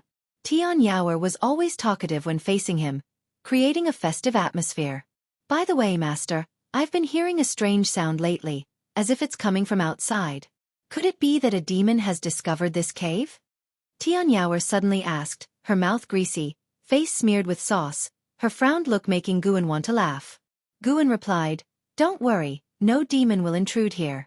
I've seen the one making that sound. It's only temporarily residing in Heavenly Phoenix Mountain." Hearing this, Tian Yaoer immediately felt relieved. "Oh, master. Where do you go after leaving the cave? Did you go live among humans?" Tian Yaoer asked. "Yes, I have other caves to tend to." "Ah, master, you don't have other demons raised, do you?" "There are a few, but none as powerful as you." "Are there any female demons?" "Of course not, those demons lack the capacity to shapeshift." "That's good. Master, do you have a Taoist friend?" Tian Yaoer seemed to have opened a can of worms, constantly pressing with questions. Guan raised an eyebrow under his mask and asked, "Where did you hear about Taoist friends?" Tian Yaoer took a bite of lamb, replying unclearly, "From the books you left, do you have a Taoist friend or not?" Guan answered, "Of course not." Tian Yaoer looked pleased, but Guan's next words made her face fall. "But there are a few women who might become my Taoist friends. I'm quite troubled, not knowing whom to choose." Tian Yaoer put down the lamb leg, wiped the grime off her face and asked seriously, "Master, do you think I'm suitable?" Guan glanced at her and said irritably, "What? You want to climb ranks?" "It's not that. I just thought I could meet the standards of the Taoist friend in the books. Besides, I'll never betray you like those in the books. I'll definitely live and die with you in the future." Tian Yaoer hastily explained, "You want to live and die with me, but I don't want to. I'm aiming for longevity." Guan was determined to live longer than heaven and earth, so he wouldn't be moved by such words. He replied grumpily, "Focus on your cultivation, little demon, and don't think about nonsensical things. Whether human or demon, cultivation should come first. Emotion should be at most a secondary pursuit." "All right, then what requirements do you have for a Taoist friend?" "I was just teasing you earlier. I won't seek a Taoist friend. If I did, imagine the sorrow when I have to bury her in the future." "That does seem reasonable. I asked you to read books so you could understand the world's ways, not think about feelings." "I understand, no thoughts about feelings, but if master wants, I'm always ready." Seeing Tian Yaoer's serious expression, Guan's eyes couldn't help but drift downward, but he quickly looked away. He changed the topic and started talking about cultivation. Tian Yaoer pouted, feeling a bit disheartened, but still listened attentively. She could only see Guan twice a month, so she cherished their time together. After the new year, the name of Sword Venerable Fudao was already spreading across the world. The Supreme Sect wasn't idle either, issuing many demon-slaying tasks, prompting more disciples to descend the mountain to save the common people. Mystic Valley. Inside a pavilion. Guan was weaving a robe for himself. Normally, he didn't need to meditate or absorb energy, so he had plenty of time to pursue his hobbies, tailoring being one of them. The reason he wanted to weave a robe was that he was preparing to descend the mountain to slay demons and monsters. Partly to help the common people and partly to seize the opportunity to extend his life, striving to reach a lifespan of 10 million years as soon as possible. He also wanted to experience the lives of Yi Lan and Zhen Qin. Finally, Guan finished the robe, stored it in his storage bag, and then took up the Qinghong sword and walked out of the pavilion. He greeted Lu Jiujia and left Mystic Valley. Lu Jiujia wasn't curious about where he was going. After all, he frequently left Mystic Valley, and in the eyes of the disciples in the valley, the master was a busy man. Under the blue sky and white clouds, Guan stood on a cliff, wearing a dark purple robe. A belt cinched his waist, and an embroidered dark red phoenix adorned his robe, with the Qinghong sword sheathed at his waist. He took out an opera mask, put it on, and then placed a bamboo hat on his head. After adjusting himself, he used his divine sense to inspect his appearance. The figure looked good, exuding a compelling aura. Like a wandering hero in martial arts legends, Guan leapt into the forest below, quickly disappearing from sight. Hundreds of miles away, a battle was taking place in the wilds. Several escort vehicles were halted, and over a dozen armed escorts were fighting against attacking demon beasts from all directions. Behind the escort vehicles, there was a carriage with spooked horses neighing incessantly, inside which a mother and son clung to each other tightly. These armed escorts weren't cultivators. They were merely martial artists, no match for the demon beasts. Just as the escorts were about to despair, a strong wind swept through. Following that, a figure rushed out from the nearby forest, moving as swiftly as a hare, wielding a sword like the wind, cutting down one demon beast after another. In less than 3 breaths, all 9 demon beasts were dead. The escorts turned to look and could just barely make out an embroidered dark red phoenix on the figure's back. Before they could speak, the figure quickly disappeared. Amazing! That person must be a cultivator, right? Of course, how could a martial artist have such skills?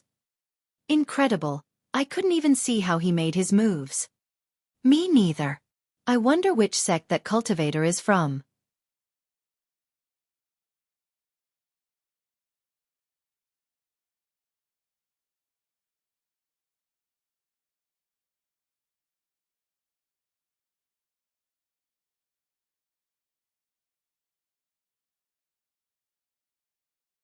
Chapter 165. 8 million years of lifespan. Looking at the group of black silhouettes carrying a coffin, Yilan furrowed her brows tightly. The other disciples were the same. They couldn't discern the aura of the other party, which made their hearts sink. The newcomers were indeed the 9 Nether 13 evil. Underneath the night sky, they were like 13 ghostly shadows, so terrifying. We are disciples of the Law Enforcement Hall of the Supreme Sect. What do you intend to do? A male disciple shouted in a deep voice. In the Taitsong dynasty, as disciples of the Supreme Sect, they still had some confidence. Upon hearing this, the 9 Nether 13 evil were unmoved. Seeing them continually approaching, the disciples of the Law Enforcement Hall had to retreat. All right, don't scare them. Let them leave quickly. A weak voice came from inside the coffin. Zhen Qin widened her eyes and couldn't help but shout. Senior brother Su? Su-han. The disciples of the Law Enforcement Hall were greatly shocked, speeding up their retreat, and Yi Lan's face also became serious. Su-han's name in the world of immortal cultivation was like thunder, but his reputation was of fiendish ferocity. So it's your junior sister. No wonder you want to let them leave. Then hurry up and get lost. A black silhouette said sinisterly. Zhen Qin wanted to speak, but Yi Lan stopped her, and without uttering harsh words, led the disciples away immediately. As they left, Zhen Qin frequently looked back, her gaze falling on the coffin, but unfortunately, she couldn't see through it. Just like that, Yi Lan and the others quickly departed. The 9 Nether 13 evil then put down the coffin, and the coffin lid was opened. Su-han sat up from inside, his hair disheveled, one hand clutching the coffin board. The 9 Nether 13 evil spread out, setting up formations in all directions. Su-han stared in the direction where Yi Lan, Zhen Qin, and others had left, his eyes complex, lost in thought. Thousands of miles away. Above the forest, Guan stood atop a tree, watching the scene from afar. He embraced the Qinghong sword, his face concealed by a mask, only his eyes flickering with a ghostly light.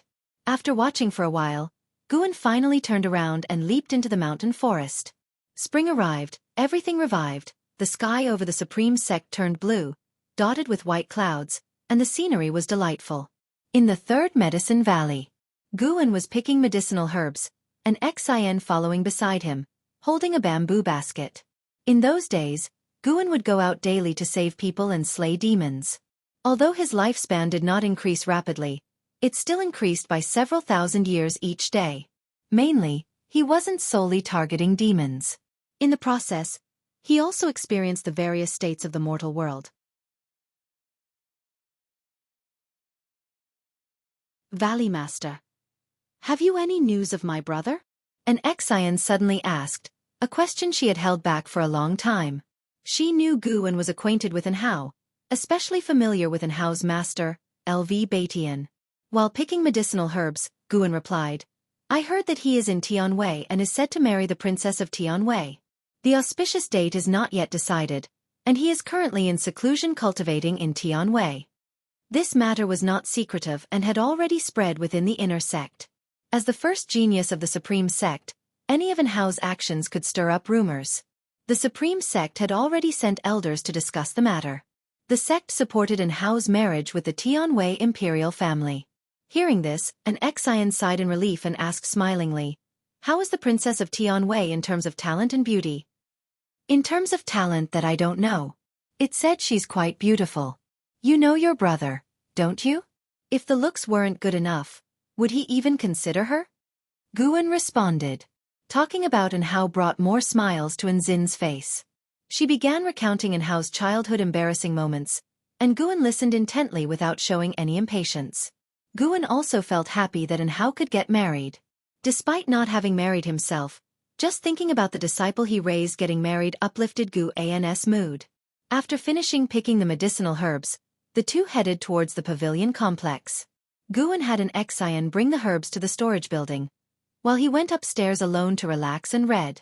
By dusk, Guan left the third medicine valley and continued with his roaming plan. Months passed swiftly, and Guan's 90th birthday arrived. During this period, he had slain over 12,300 demon beasts, gaining nearly 400,000 years of lifespan, bringing his total lifespan to over 8 million years. All the cultivators in the world were slaying demons and rescuing suffering people. Therefore, Guan had not yet made a name for himself, but the tens of thousands he had saved remembered him. Sooner or later, his deeds would be widely known. 8 dynasties were still at war, pushing for unification, while the immortal cultivation world was resisting demons. Yet no matter how many demons were killed, the number of demons in the lands of the 8 dynasties kept increasing. The demon calamity was different from what many imagined. It wasn't about countless demons attacking all at once but a continuous infiltration. Perhaps when the demon ancestor resurrected, the situation would be entirely different. A sweltering summer day. Disguised, Guan walked along a mountain path. Along the way, there were many refugees, with sallow faces, dirty and disheveled, staggering along like walking skeletons. Even as they brushed past Guan, they didn't turn their heads, as if nothing mattered to them. Such situations were not new to Guan.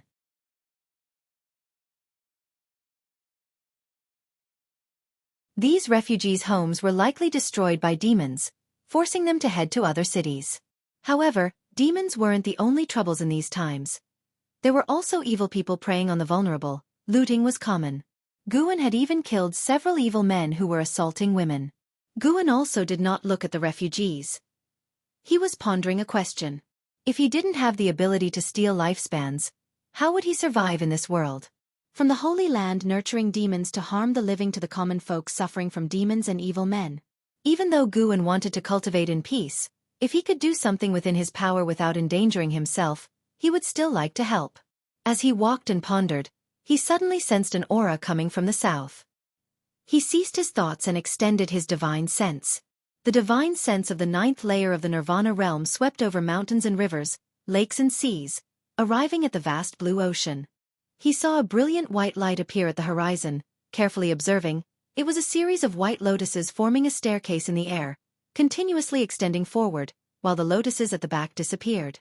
A Taoist was stepping on the white lotus steps as if an immortal walking in the mortal world. Mahayana cultivator. Finally, a Mahayana cultivator returned.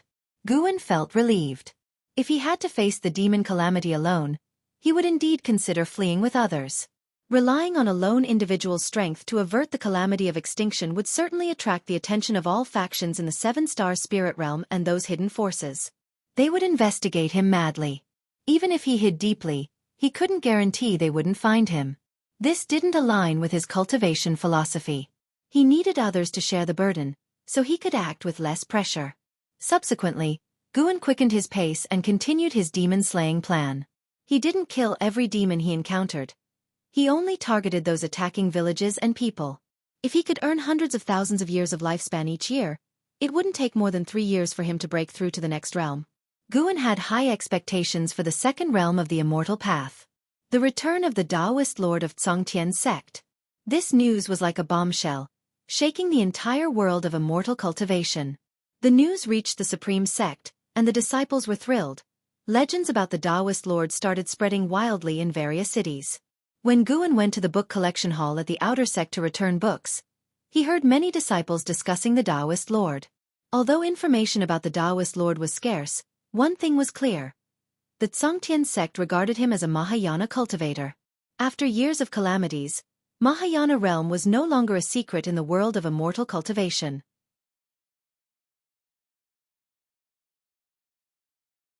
It symbolized the pinnacle that mortal spirits could reach, representing the highest realm in immortal cultivation.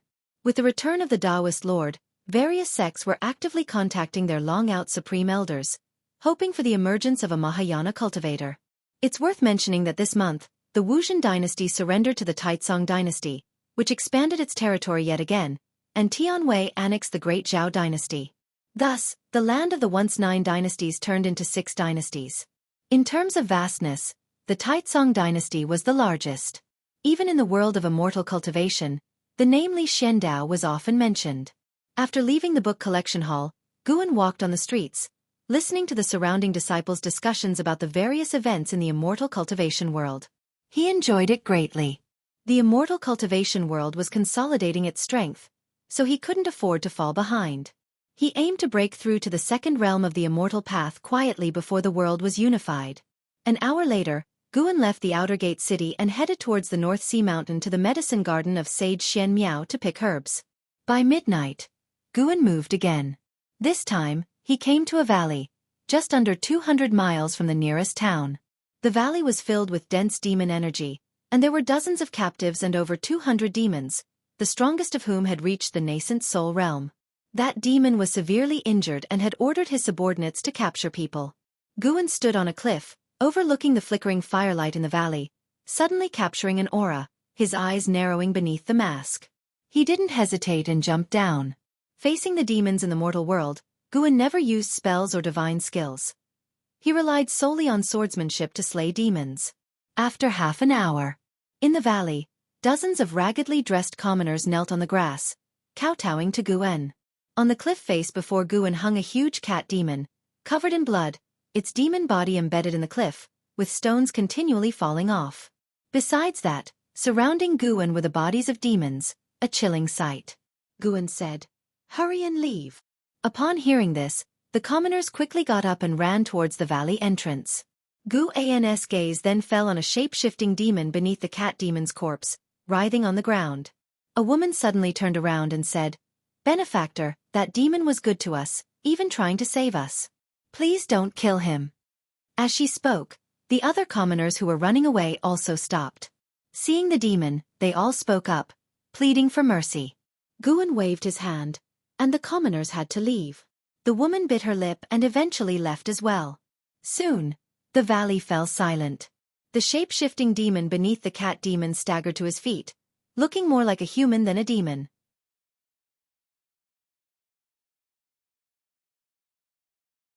"Kill me if you want." Zhang Buku looked at the mysterious sword cultivator ahead, gritting his teeth, his eyes showing no fear.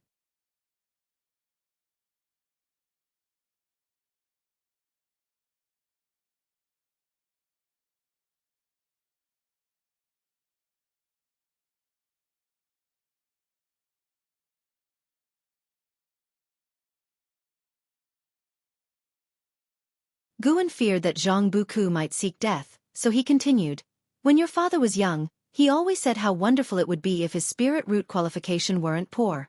He also wanted to explore the world, to travel across Great Zhang north and south, to reach the highest point and ask the heavens if there really were immortals. What you possess now is something your father could not touch in his entire life. Cultivate well, and immortal cultivation will guide you to find the meaning of life." Zhang Buku's maximum lifespan was 2,300 years. Even with half demon blood, it proved that his qualification was not poor. After saying this, Guan patted Zhang Buku's shoulder and then left behind a storage bag before leaving. Zhang Buku hurriedly asked, "Martial Uncle Gu, where are you going?" "To save those who, like you, are suffering." Guan waved his hand without looking back. Zhang Buku watched his back, his eyes full of admiration. He understood the background of Martial Uncle Gu, who had no parents, born as a house servant, while he at least had his father accompany him to adulthood. Martial Uncle Gu was so carefree, so why should he lament and blame himself? When he noticed the storage bag on the ground, Zhang Buku couldn't help but pick it up. Just as he was about to call out to Martial Uncle Gu, he could no longer see his figure. He probed the storage bag with his divine sense, and immediately a complicated expression appeared on his face. Inside were all the demon treasures left behind by the earlier demons. He held the storage bag tightly, lowered his head, and tears streamed down his cheeks. As he cried, his mouth began to smile. I will cultivate well, Marshal Uncle Gu. One day I will repay you and make you proud. A year passed by quickly. During this year, great cultivators gradually returned from overseas, and each great cultivator's life deeds were promoted by his sect, spreading throughout the world, inspiring all cultivators with boundless enthusiasm. The great calamity of demons was terrifying, but just like Pan's book, Shattering Void, the human race, with their perseverance, would surely endure all calamities.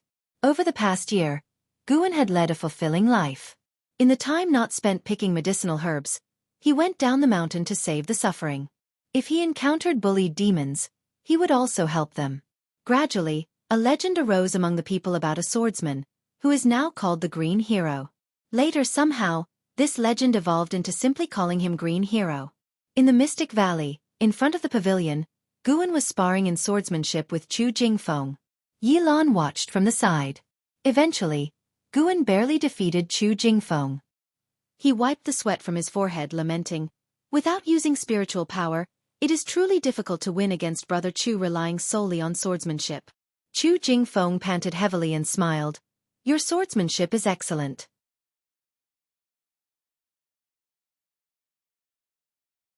I don't mind losing." Though he lost, he wasn't discouraged because Guan's victory wasn't easy. Afterward, he took his leave, not wanting to disturb Guan and Yilan. Guan took Yilan upstairs. Once inside, Guan went to wash his face first. Yilan closed the door, walked to the desk, and began to speak. "Recently, more and more demons are appearing at the borders of the 5 dynasties. There's even a great demon in the mystic heart realm. It seems that the death of the 6-headed sea dragon did not deter the demon land. Over the year, the Chen Tang dynasty had merged into the Great Zhang dynasty, and the world was short of another dynasty. I have received information that there are 72 great demon kings in the demon land, and the 6-headed sea dragon was just one of them. When the true great calamity of demons arrives, I don't know how the human race will resist. I think relying solely on the 9 great cultivators in the world is far from enough," Yilan said, full of worry. The title of 9 great cultivators was a name proclaimed by the supreme sect, including the Taoist Lord of Tsongtian's sect, the Taoist of Immortality of 3 Pure Ones Mountain, and the Sword Venerable Fudao of the Supreme Sect. With the title 9 Great Cultivators spreading, the immortal cultivation world's morale was greatly boosted, and the Supreme Sect was frequently mentioned as a result. LV Batian had thoroughly studied the techniques Guan had taught him. Guan turned and smiled. The strength of the immortal cultivation world is at least continuously improving, which is a good thing. As long as there is hope, it is fine. Yilan added, "It is said that above the 72 great demon kings, there are even more terrifying existences. It is unknown what the demons in the demon land are planning. Don't think about those things. You and I cannot change the grand trend of the world. All we can do is go with the flow and survive." Guan comforted her. Yilan nodded, saying, "If the great Zhang does fall, brother, let's go south and head to the sea. I've been making preparations. Although the ocean is dangerous, at least it's a way out. If we can find a small island to live on in the future, even if it's only for 10 or 20 years, it wouldn't be a wasted life." Guan smiled and asked, "What kind of life would that be? Just the 2 of us? Wouldn't that be boring?" "How could it be boring? We would work at sunrise and rest at sunset. I have many ways to amuse you." Yilan raised her eyebrows at Guan as she spoke, her gaze truly making Guan's imagination run wild. Guan gave a mock cough and said, "If it really comes to that, then it can only be so." After hearing this, Yilan became excited and started talking about the resources she had been preparing. Watching her smile, Guan thought to himself, "You can rest assured, sister, I will not let you wander aimlessly."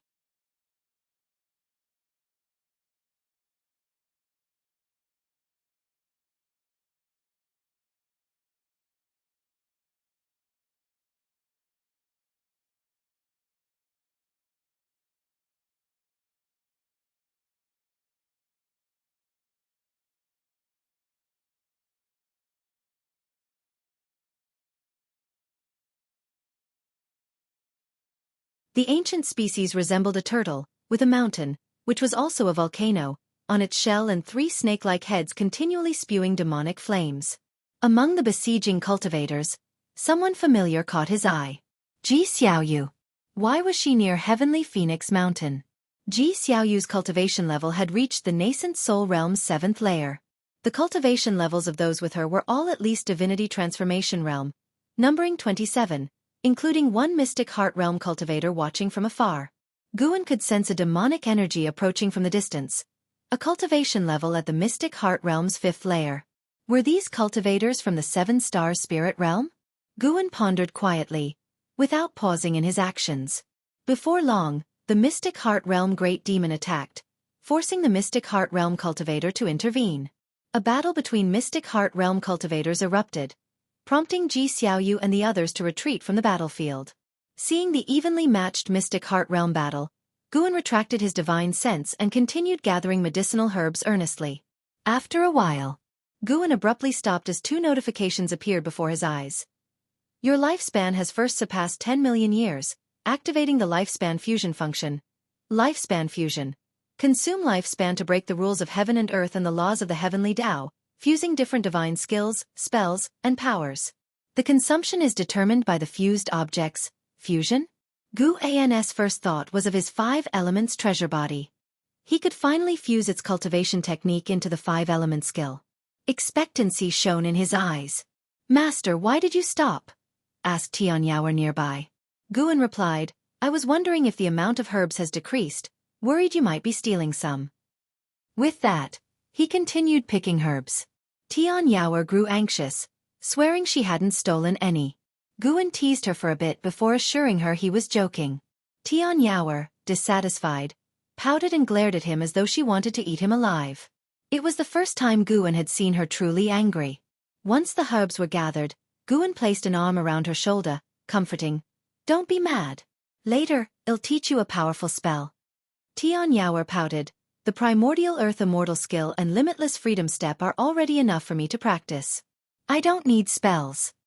Then what do you want? Let me think. How about you stay with me for a night? To practice cultivation? No, to read books together, while lying down. Hearing this, Guan immediately sensed something amiss. This girl was getting bolder.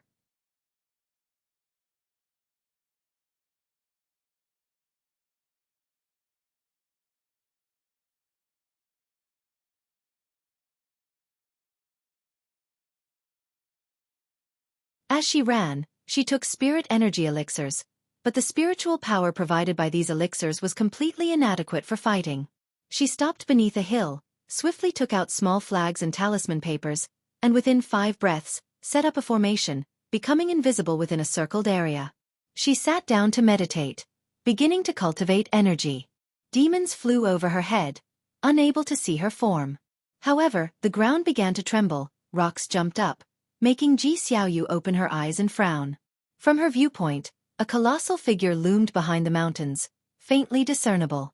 It was a giant demon in shape-shifting form, with a human-like body and a lion's head. Its long mane twisted like tendrils, horrifyingly menacing in the dark night. Where do you think you're escaping to, little lady? A cold, violent voice rang out, followed by a storm that swept through the mountain wilderness, kicking up waves of dust. After the gust hit Ji Xiaoyu's formation, the airborne rocks and currents avoided the formation, which highlighted its outline instead.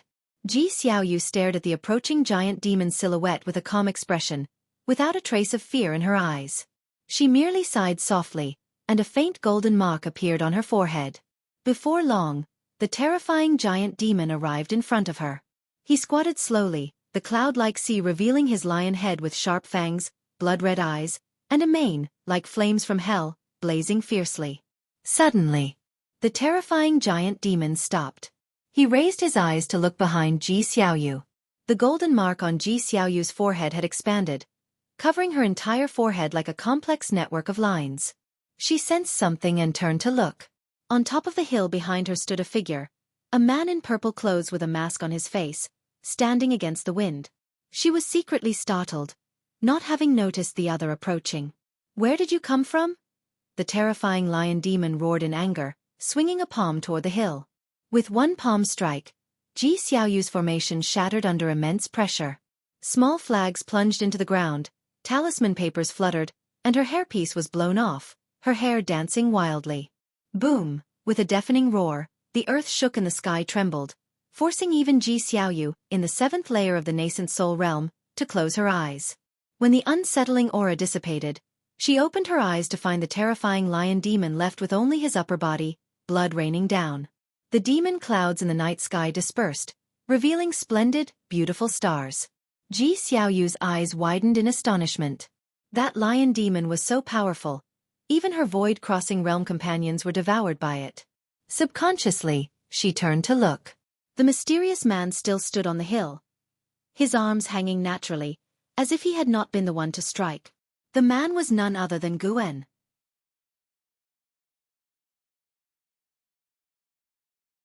To avoid being recognized, Guen had made his figure larger, taller by one head, with disheveled hair and an almost invisible aura.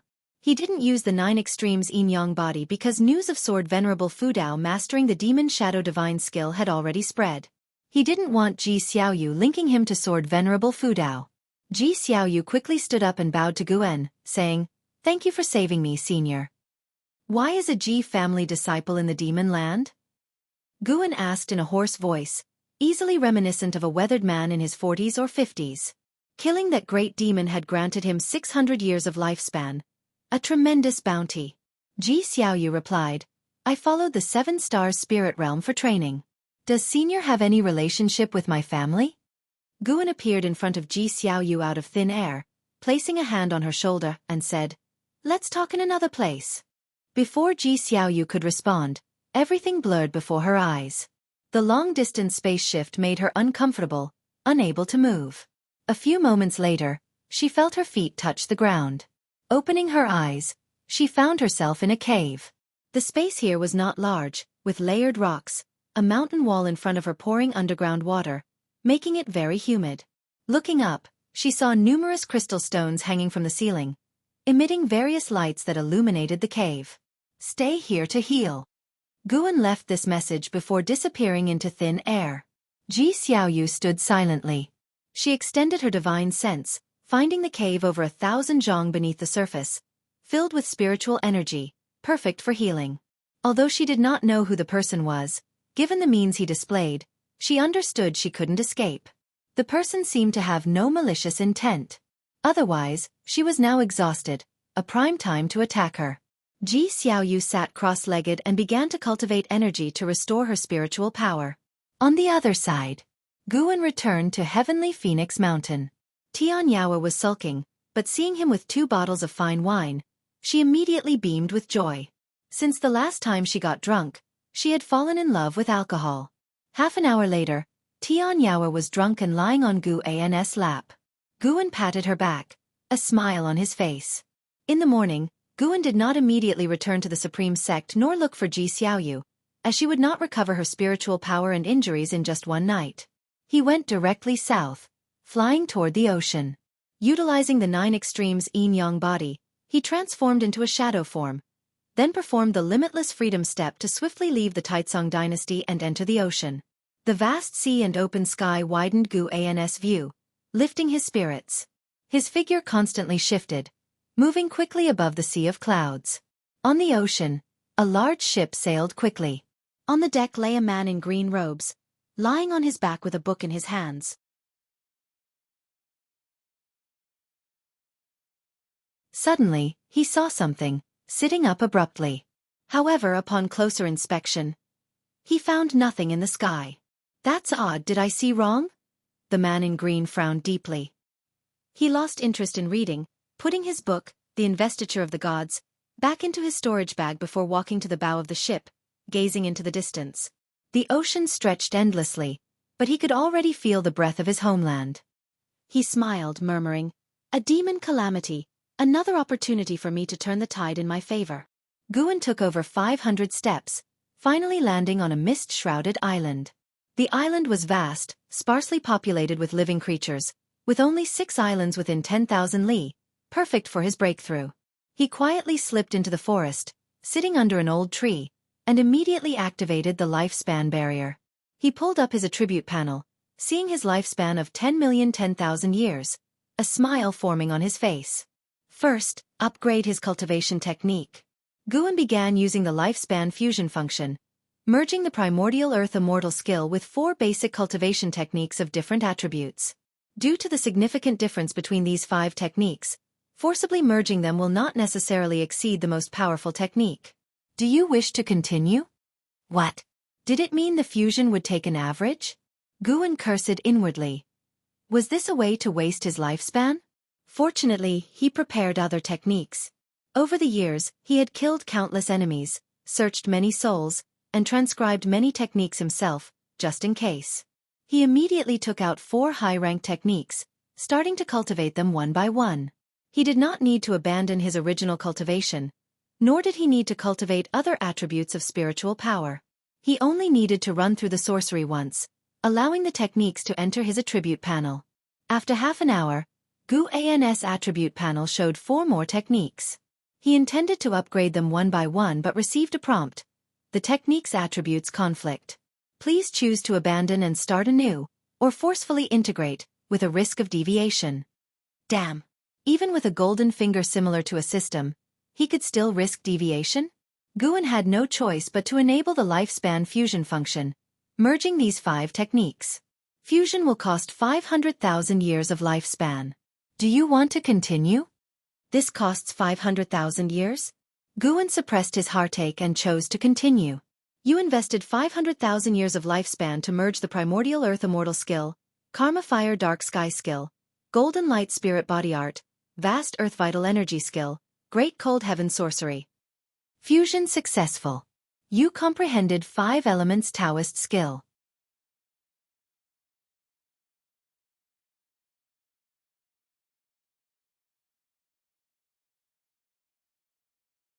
Chapter 169 Breakthrough to the 9th layer of the loose immortal realm.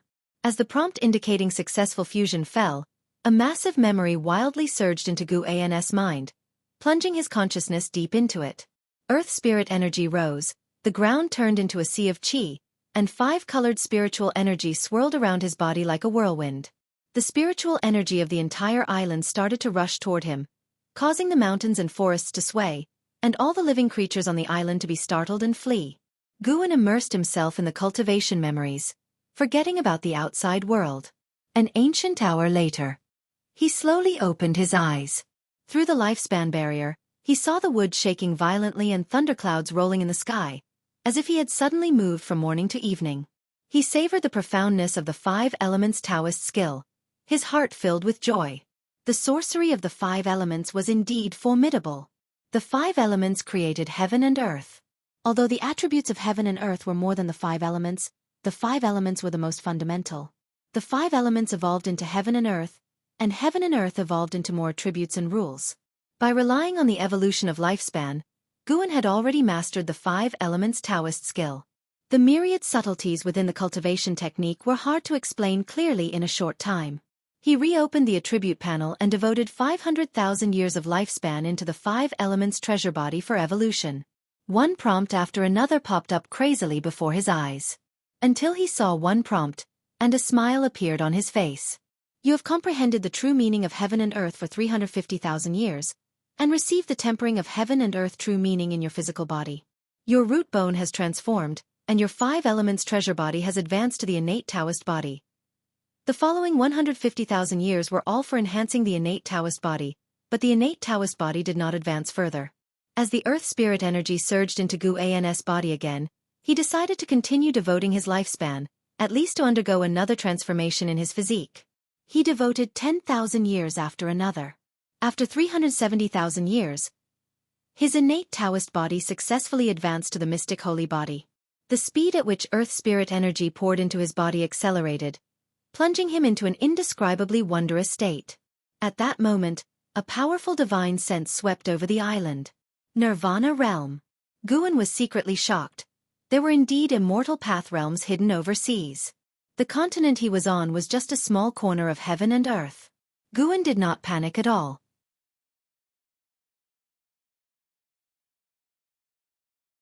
With the lifespan barrier in place, the other party could not detect him. After 30 minutes, the divine sense disappeared.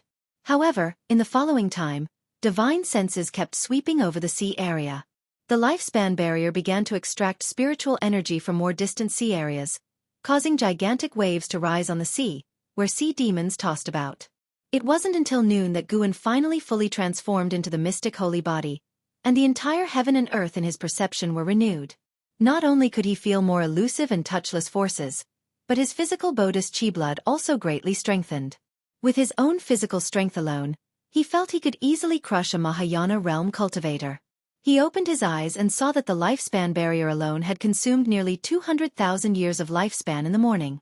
Feeling the increasing number of divine senses sweeping over the sea area, Guan had to stop.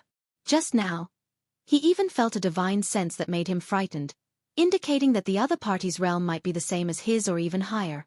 The ocean was indeed unfathomable. He feared that continuing today would attract more terrifying old monsters. He decided to change locations and continue later. Maintaining the lifespan barrier, Guan focused on the attribute panel, thinking about what to enhance next. The cultivation technique could be upgraded another level, and he could choose one divine skill or ultimate skill, as there was no need to enhance too many combat methods at one time. The many divine skills, spells, and ultimate skills he possessed were already very advanced. Each alone was rarely seen in the world. It wasn't until evening that Guan left the island, heading quickly eastward. He took 500 steps of the limitless freedom step continuously before stopping. This time, the island he stayed on was very small, with no demons, only creatures without spiritual wisdom. Guan activated the lifespan barrier and, after sitting down, pulled up the attribute panel. He devoted 200,000 years of lifespan into the 5 Elements Taoist skill.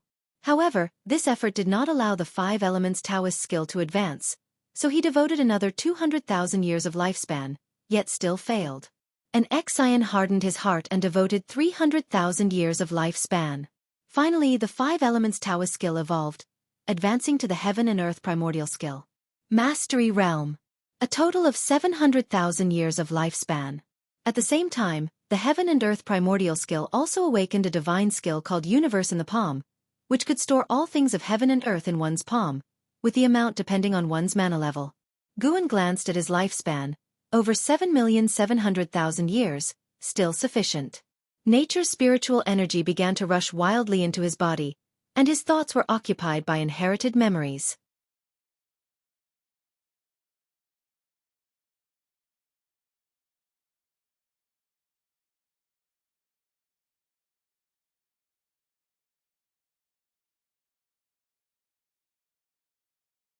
Immortal cultivation was truly defying the heavens. However, during the evolution cultivation, he purely relied on himself to cross the tribulation without any assistance from external items, so it didn't matter if he failed. As long as he could break through, no matter how much lifespan it cost, it was worth it. 1,000,000 years of lifespan successfully went down the drain. It couldn't be said that way. At least his mana transformed from the wood attribute Dharma power of the primordial earth immortal skill to the 5 elements Dharma power of the heaven and earth primordial skill. Just this alone made him several times stronger than before. As Guan consoled himself, earth spirit energy surged into his body again. This time, his thoughts were not influenced, so he continued to devote lifespan for evolution cultivation. Another 1,000,000 years. Failure. Failure. Failure. Guan's expression became serious, starting to visualize the scenes of tribulation crossing failure, which must be extremely dangerous. He worked hard to evolve himself. You cultivated chi absorption for 450,000 years, and with great accomplishments in the heaven and earth primordial skill, you forcefully attacked the loose immortal realm, started tribulation crossing. You endured the 5 mystical heavenly tribulation of the heavenly Tao, tribulation crossing succeeded, and your cultivation level broke through to the first layer of the loose immortal realm. You cultivated chi absorption for 450,003,000 years, and your cultivation level broke through to the second layer of the loose immortal realm. You cultivated chi absorption for 500,000 years, and your cultivation level broke through to the 9th layer of the loose immortal realm. You cultivated chi absorption for 560,000 years, and with great accomplishments in the heaven and earth primordial skill, you forcefully attacked the wandering immortal realm, started tribulation crossing, but did not endure the yin-yang yellow 5 emperors tribulation crossing failed. The constant failures began again. However, seeing himself reach the 9th layer of the loose immortal realm, his face beamed with joy. The difficulty of cultivating the loose immortal realm was certainly higher than the nirvana realm, but the lifespan Guan spent hadn't increased. One had to know it took him 5,000 years of lifespan to go from the 7th to the 8th layer of the Nirvana realm. From the 1st to the 2nd layer of the loose immortal realm, it only took 3,000 years of lifespan, clearly showing the power of the mystic holy body and the heaven and earth primordial skill.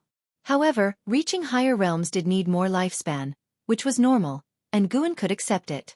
When all the prompts ended, Guan still hadn't endured that damned Yin Yang Yellow 5 Emperor's tribulation.